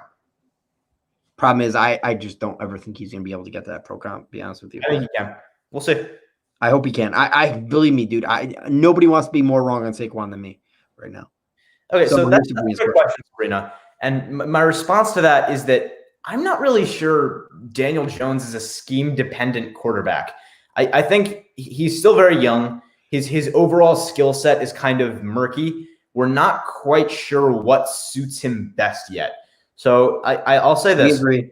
Yeah, we'll I just wanted to get that out of the way. We agree. So I think when you look at Jones and you say what system you want to see him in, I think I'd rather just see him in any system and see what he can do with it. Just so I can understand basically what he does well, what he doesn't do well, and how to best eliminate those weaknesses while highlighting those strengths. So to be honest, I'm not really sure about that yet. When you look at a guy that is a system quarterback, and by the way, I hate that there's a negative stigma along with system quarterback, but we can talk about that in a minute. Point is, when you look at a guy that has a system quarterback, he gets that label because he's been in one specific system for quite a while. He's found success in it, and you have a good idea. Stop you for 2 seconds because I forgot to do this, and I don't want to forget. Sure. Because it's on the brain. By the way, guys, if you want to subscribe to Nate's channel, it is in the link description box below. Continue on, my friend. Appreciate that. So when you look at like Take Drew Brees, right? Drew Brees is one of the best quarterbacks to ever play the game. He will be a first ballot Hall of Famer. He's up there racing with Tom Brady for the overall touchdown passes lead. Drew Brees is a system quarterback all the way, baby. So when you say system quarterback, it annoys the hell out of me that that's a bad thing to some people. So for me, I would be fine if Jones ended up being a system quarterback. I just don't think we have any idea what that system is yet. So again, I think at the end of the day, we have to just wait. It comes down to patience, as it always does with Jones and with young quarterbacks in general. Just got to wait, figure him out, get a good idea of what we have on our hands. And if we do end up with one system that works better than any other system, just shape it around him. Yes, Trey Lance was the guy last month. I agree. And now everybody's on Zach Wilson bandwagon. I was on the Zach Wilson bandwagon way before the Trey. I was never on the Trey Lance bandwagon. My pro comp for Trey Lance, and you probably won't agree, but I definitely see it in him, is Colin Kaepernick. Strong armed quarterback, long strider when he runs. And again, a guy even which did Colin play at where did Colin play right now? I don't remember. The competition team with Trey Lance is the biggest question for me. I'm gonna break my rule that I said earlier, which was that I hate when players get compared to guys that are known for other things than their play style, and obviously Colin Kaepernick is the example of that. But honestly, I kind of like that comp. I think they're similar runners in the sense that they're good but not game breaking. They have good arm talent but not best in the league. A little bit of a development thing, give it a little bit of a ticking clock, but I could see that actually. The first time I ever watched Trey Lance, and I didn't watch a ton of them, it reminded me a lot of Colin Kaepernick. Sure. I just think that people have moved so far up on these athletic quarterbacks, where athletic quarterbacks would have never been considered be taking in the first round even 5 or 6 years ago. Now they will be considered. So, and I'm just not big on athletic quarterbacks because that's all Penn State gets is athletic quarterbacks, and it kills me because they can't even hit the open guy, the wide open guy. Like Penn State's draft class this year suffered because of it, but that's beside. I could get on an. And I'll tell you something else. First off, before I do say that, adios to LA Lou. I'm not sure if he's still here, but he's an absolute legend, obviously. I love LA Lou as well. So, adios to you, man. Have a good night if you're still here. But then let's talk about Trey Lance for a second. All right. My problem with Trey Lance isn't with him as a player. My problem with Trey Lance and what irks me about him, and the reason why I hear his name and cringe, is not because he's a bad player, and not because I have anything against him, not because I have a grudge or anything like that. I don't have an axe to grind.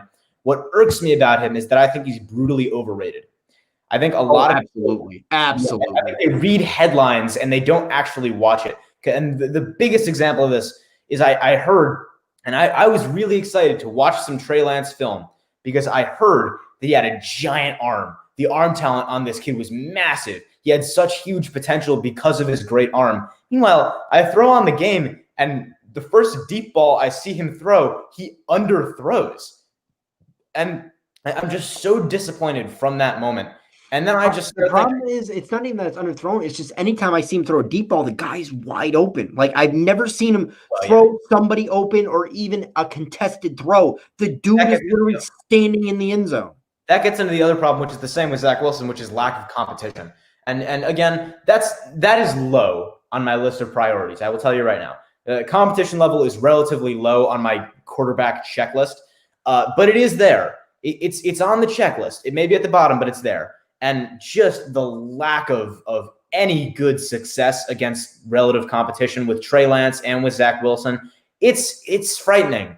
It stings a little bit because Trey Lance, the other problem with Trey Lance, and one of my bigger issues with him is that he's a 1-year burst type player, a Dwayne Haskins, a guy that had one good season in college. Now everyone's I honestly be telling you, I knew Dwayne Haskins was going to be a bust. Like I watched him at Ohio State, and how many times, even against Penn State, like guys.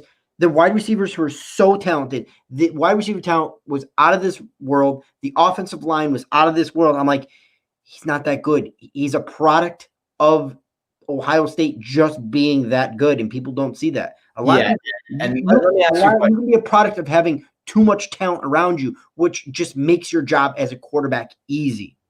Exactly. So that's what I'm concerned about. And Mac Jones, by the way, at Alabama. Waddle and obviously Smith are ridiculous. All these guys deserve their own airtime, so we can talk about them each individually if you want. But just let me get a quick rant off my chest about Ohio State quarterbacks. Ohio State quarterbacks infuriate me when people talk about them because Ohio State quarterbacks are the one example in my mind of why when someone says there's never been a good quarterback out of this school or this school or this school, it's almost always stupid. But with Ohio State, it is a real problem because with Ohio State, there's a reason for it. There's no real reason why there hasn't been until Tua, I guess, an Alabama quarterback that's worked out. There's no real reason to it. With Ohio State, it is systematic, not intentionally. The coaches aren't saying, oh, we won't ever let him be an NFL quarterback. But there is a system to this. There is a reason why none of them ever develop. It is because, well, there's two parts of it. Like you said, one part of it is the fact that they are surrounded consistently every year with the best skill position players and the best offensive linemen and the best running game in the nation. Almost every and not to mention they're playing in a weaker Big Ten. Yep. You know, I do believe certain years you can compare the Big Ten to the SEC. Last year was one of them. This year, I don't think you can. So he's clearly above. And I think Ohio State playing in the SEC would probably be second or third. I don't think they beat Alabama, in my personal opinion. And then not only that, just continue on, actually. What I'm saying here is that all that stuff, right? The lack of good caliber defenses going against him, then the incredible skill position players he has around him, all of that removes adversity. And adversity is the catalyst for quarterback development.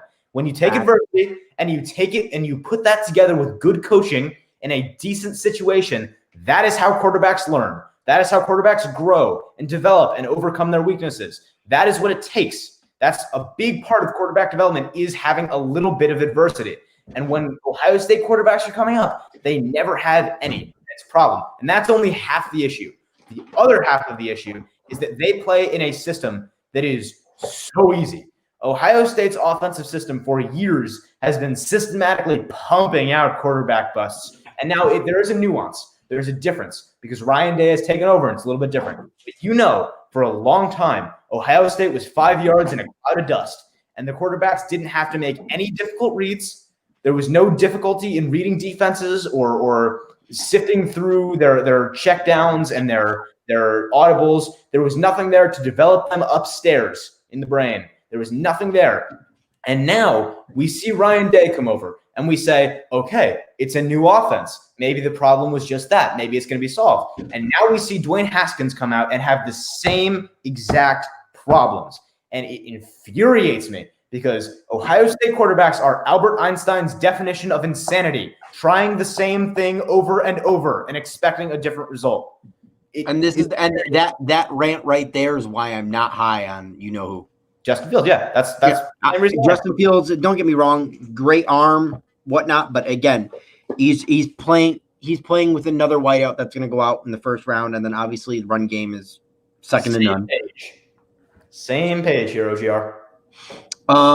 Somebody had an interesting question that I saw. Well, Jay, what do you guys think about the Zach Wilson hype? I guess you can touch on that. That's one of them. Well, before we get to that, Jay said some schools just don't develop NFL quarterbacks.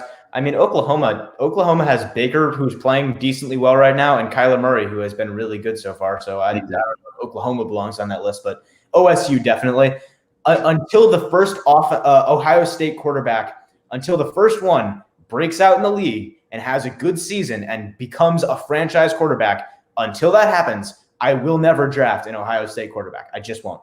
But yeah, in terms of Zach Wilson, we talked about this a little bit earlier. My problem with Zach Wilson, I'll talk about him as a prospect, and then I'll talk about him in relation. Well, you've already touched on him as a prospect, so you can just tell him. Okay. So then with Zach Wilson, he does have some weaknesses in the mental game. And then I think he's a good athlete, but his wheels are overhyped. He is not Kyler Murray. He's a little bit stiff in the hips. Not very. I'm not going to call him stiff, but he's a little bit stiff in the hips. He doesn't have great moves, and he's a better runner than a scrambler, which is a little bit of an issue in this modern NFL. Not going to hinder him too much. But overall, my take on Zach Wilson is this. I think he can very easily be a franchise quarterback, again, with all the same caveats that get thrown in with first-round quarterbacks, if he's in the right situation, if he develops, if he got coaching, all that, blah, blah, blah, blah, blah. My problem with us taking him is that he's not an upgrade over Jones.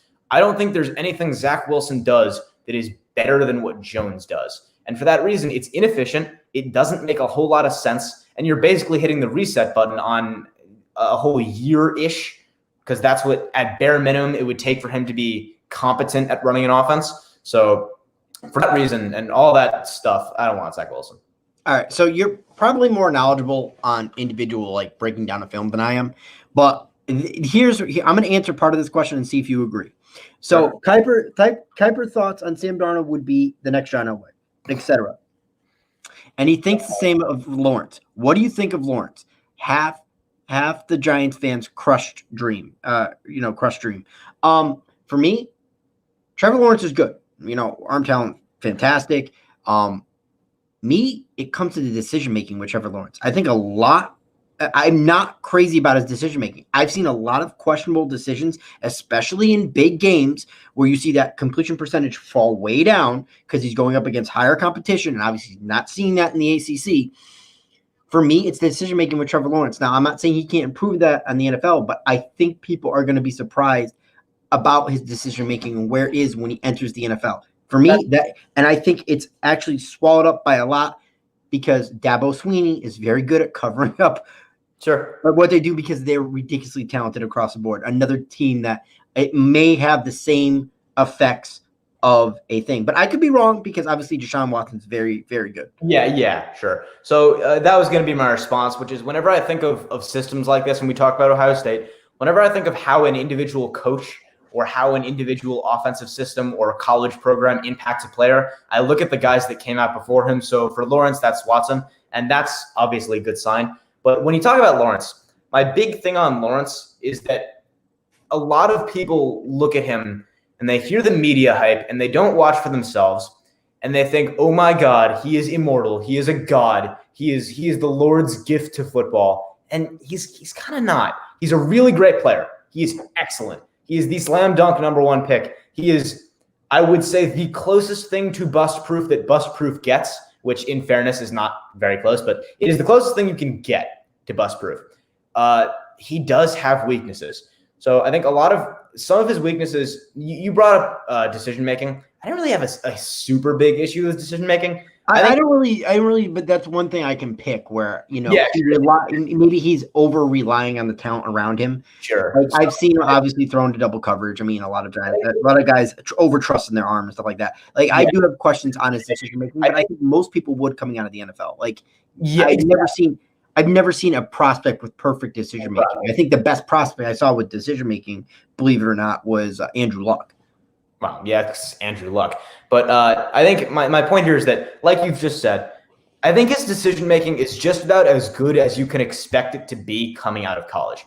So then you look at any other weaknesses, and the one weakness that I do see in Lawrence is simulated pressure. He gets a little frantic in the pocket sometimes. That's the other thing I was going to bring up. A lot of these quarterbacks do not get to see the pressure. That was a big thing about Dwayne Haskins too. There was a great video on this last year. Someone did. I wish I remembered his name, the name of the channel. But there was a great video breaking down Trevor Lawrence against creeper blitzes, and it's a weakness. I was looking. So that was shown to me by Edward Chen, someone that you've seen in your chat, I'm sure, plenty of times. He showed that to me in Discord. And it was a very interesting video. And I looked for it at the beginning of this year because he showed that to me kind of right before the college season started, if I remember correctly. So that was kind of in the back of my head. And I watched that first Miami game, and I was looking for it. And sure enough, I'm not sure if you watched that game or if you remember it, but there was one play very, very early in that game. And Miami brought a simulated blitz, and Quincy Roche, he was on the edge. They brought a blitz look, and Trevor Lawrence was standing back there in the pocket. He got his happy feet going, and he threw an out immediately and did not notice that Quincy Roche had dropped. Yeah, I remember that exact thing. And Quincy Roche basically botched it. If Quincy Roche, it's a TD. Yeah, I remember that one. So the point there is that Trevor Lawrence does have weaknesses. The thing about it is that I don't think there are weaknesses that stop him from being a generational prospect. Notice the use of the word prospect.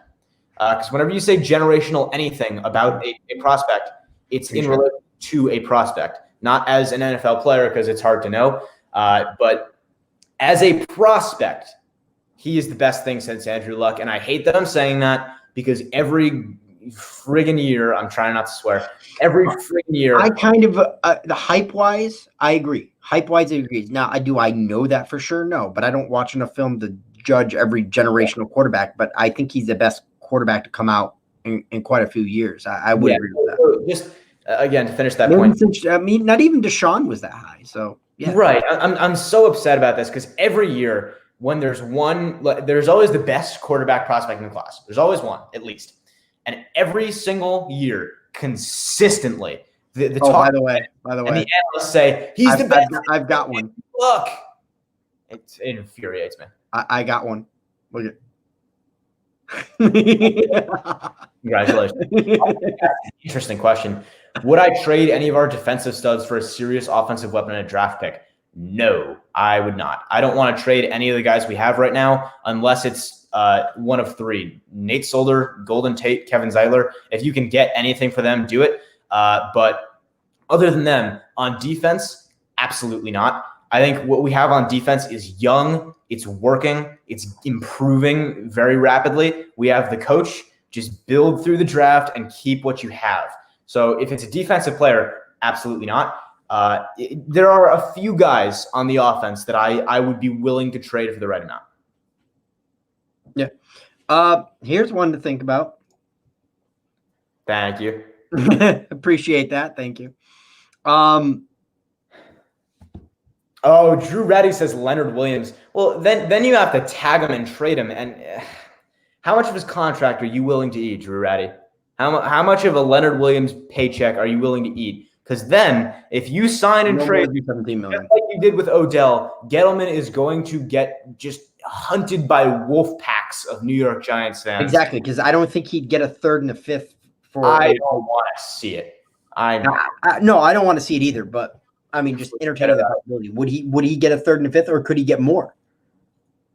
Well, I think if Leonard Williams continues to produce how he is, and Leonard Williams finishes the year somewhere around 13, 14 sacks, I think at that point you could. I don't even think he has to get to 13, 14. I think 10 would be a solid place to be. He's 10 right now, isn't he? I don't think. I think he's at 8. He already crossed 10. Did he have a sack in last game? I don't think he did. I was almost sure he had crossed 10. Maybe I think it's someone else. Let me just look it up right now. Leonard Williams sacks, or someone in chat can tell me if I'm bugging right now. Oh yeah, he is still at 8.5. All right, I'm crazy then. So yeah. Then realistically, I think 11 sounds about right. 3 games left. I think he gets at least one in this game. Baker Mayfield obviously is not the greatest under pressure. I think you could get, as a general manager, a second round pick for Leonard Williams. That's problem is now let's say you do sign him. I think I think if you sign him and then he starts playing like this next year, you could realistically sign him and trade him and possibly pull out a first. Yeah, authentic. You do an excellent job of it, and I appreciate that. Nice not having the same question over and over. But yeah, I think the problem with trading Leonard Williams to me is that if you trade Leonard Williams for a pick, right, and you get that pick back, there's nowhere I want to use that pick on that I wouldn't rather just sign Leonard Williams, because there's no one in this draft that I think can replace him or produce like he has this year or act in this system like he has.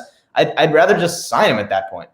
No, the way I look at it is you're taking Leonard Williams and you're adding a better value at a position that you really need it. Where I think you'd still be good at if Leo goes, I think with Dexter developing, with BJ Hill, with Delvin Tomlinson, and even RJ McIntosh. And let's say you don't even add anybody else, which you would, because I think maybe even Austin Johnson says, I think you'd still be adequate there. You'd still be good there. You'd still be solid there. Okay, so we were talking about picks, right?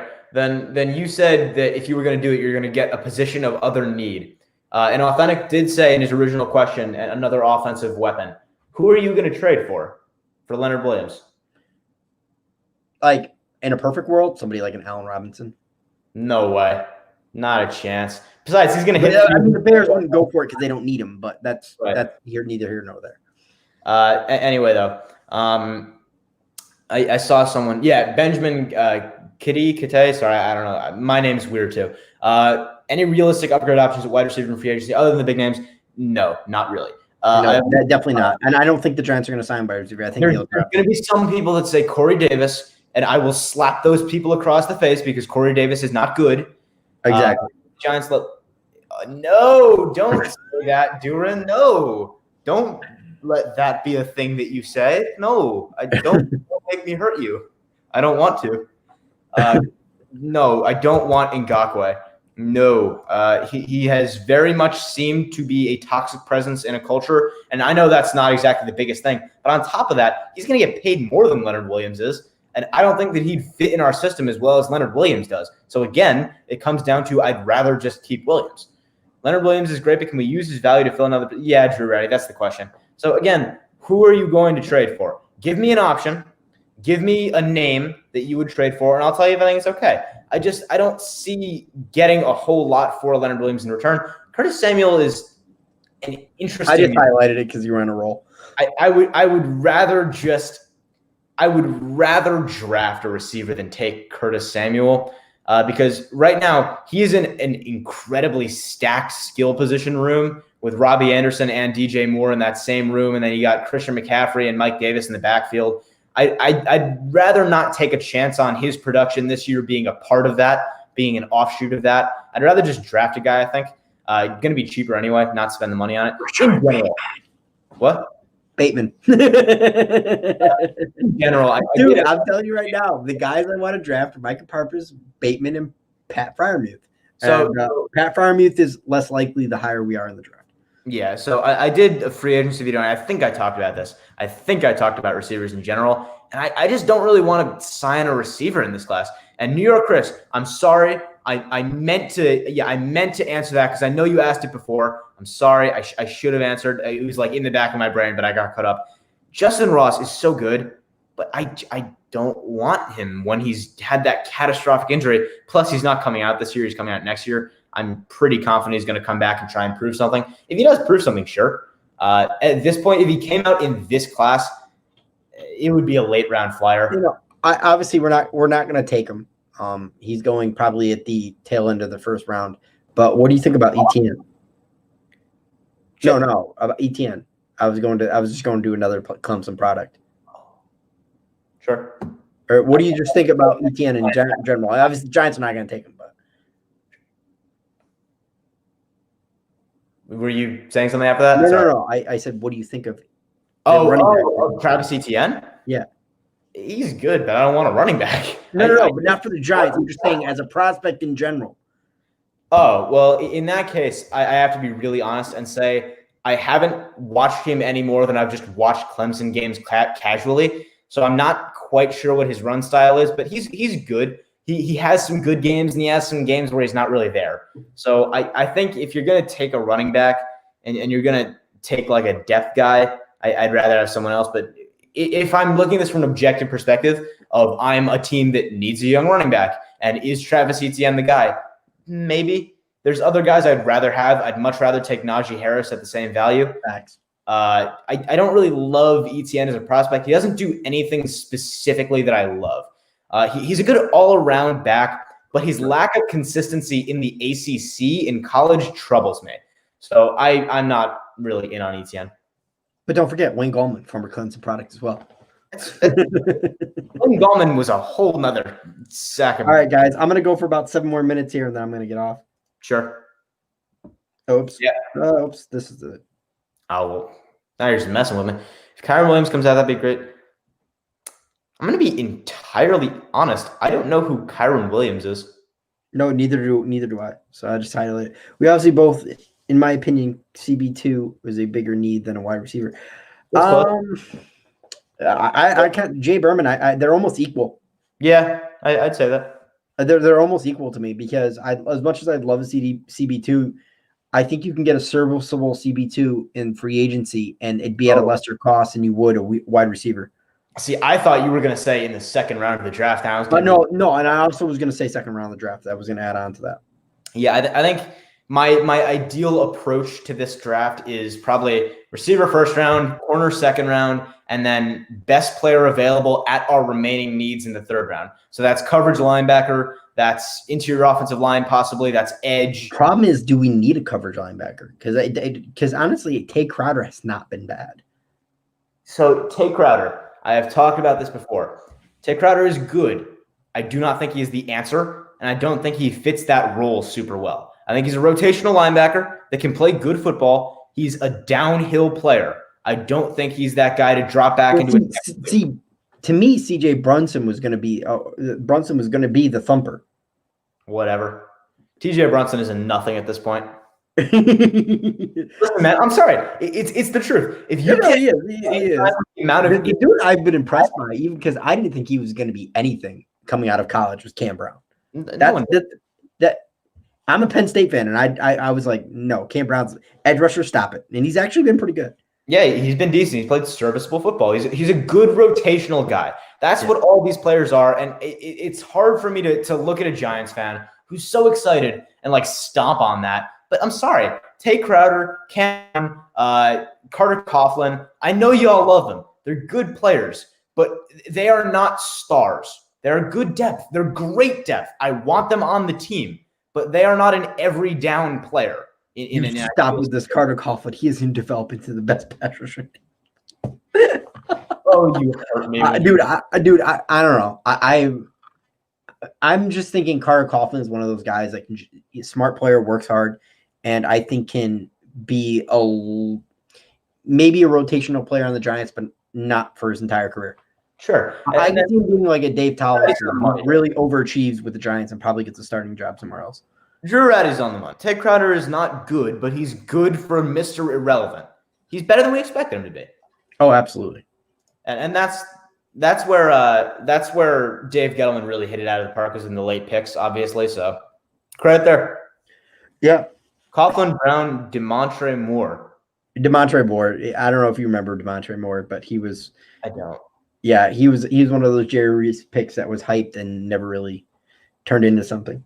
So. Sounds accurate then. I wouldn't be upset drafting receiver first. My personal preference just leads defense for offense.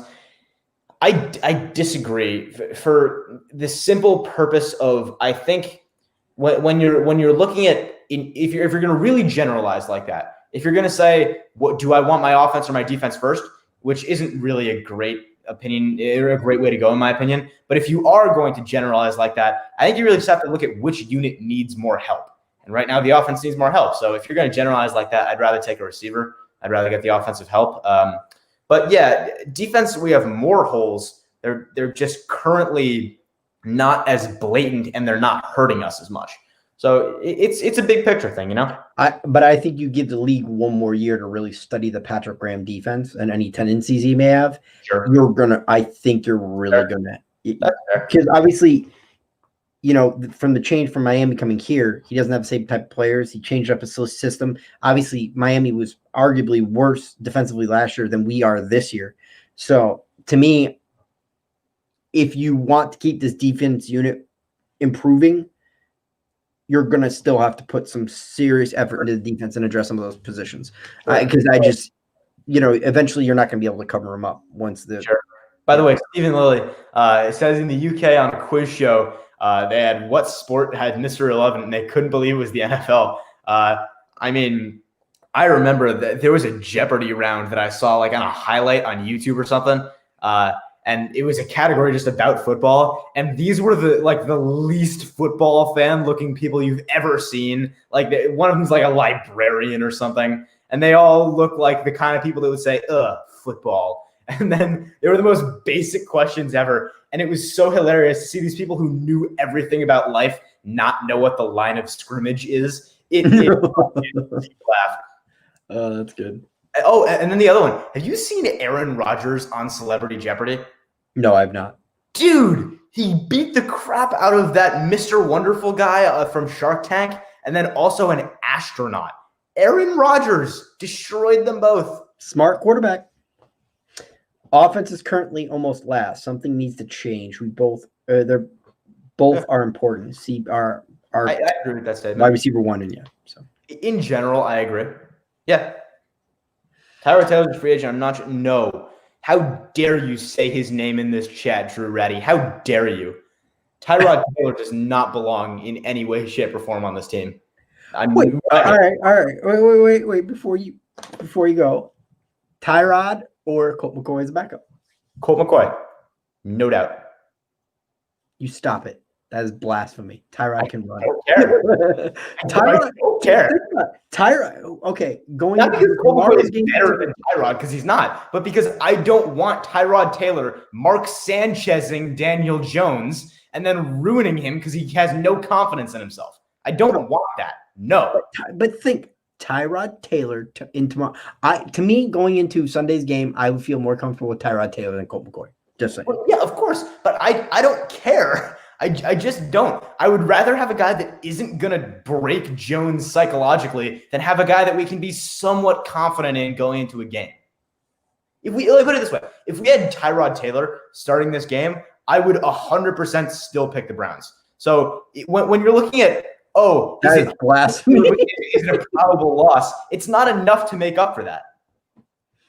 All right, guys, we've been going at it for 2 hours. I did not expect to go at it for 2 hours for this long anyways. It's Nate, been real. Go ahead, say your piece. And again, guys, you can find Nate's link in the description box below. He'll probably be a regular because why not? It's fun to talk to him. Sure. I mean, I just love doing this. I was I started being a fan of Giants YouTube. I kind of discovered it like during draft season-ish of this past year. And then I discovered Chris's channel, and I slowly just discovered other channels around. And then at some point, people in Discord, because I was in Chris's Discord and then an offshoot of it. And people were like, hey, man, you should start. By the way, bang that like on your way out. And someone said, you should start a YouTube channel. And I did. And I am having so much fun. I just love talking about football. And there's no one like around me. I go to school. I'm still in high school. And almost no one none of my friends like football. So this is my outlet to just rant about football. And it's so much fun to talk about the Giants with people who know the Giants. And it's just great. I'm enjoying it so much. Thank you to you. Thank you to Hub. Thank you to everyone who's having me on your channel. I appreciate it so much. It's great. Not a problem, man. I enjoy having guys on my I just enjoy guys bring on shooting the shit on Friday. Sitting there planning out videos. I kind of like what I'm doing now, and being able to live stream is awesome. Authentic, I want you on next week. You dodged, man. You dodged, bro. I need you on next week, though. Authentic, whenever you can, man. I appreciate it if you could come on because, who doesn't want the smoothest voice in all of Giants YouTube? Authentic is so good. So Authentic is one channel where I admit that I don't have a whole lot of time. So I kind of, with channels that like put out videos instead of common live streams, I kind of catch up and I binge when I have extra time. I make sure when Authentic and the Beard is streaming their show, I am watching because they put out so much great stuff.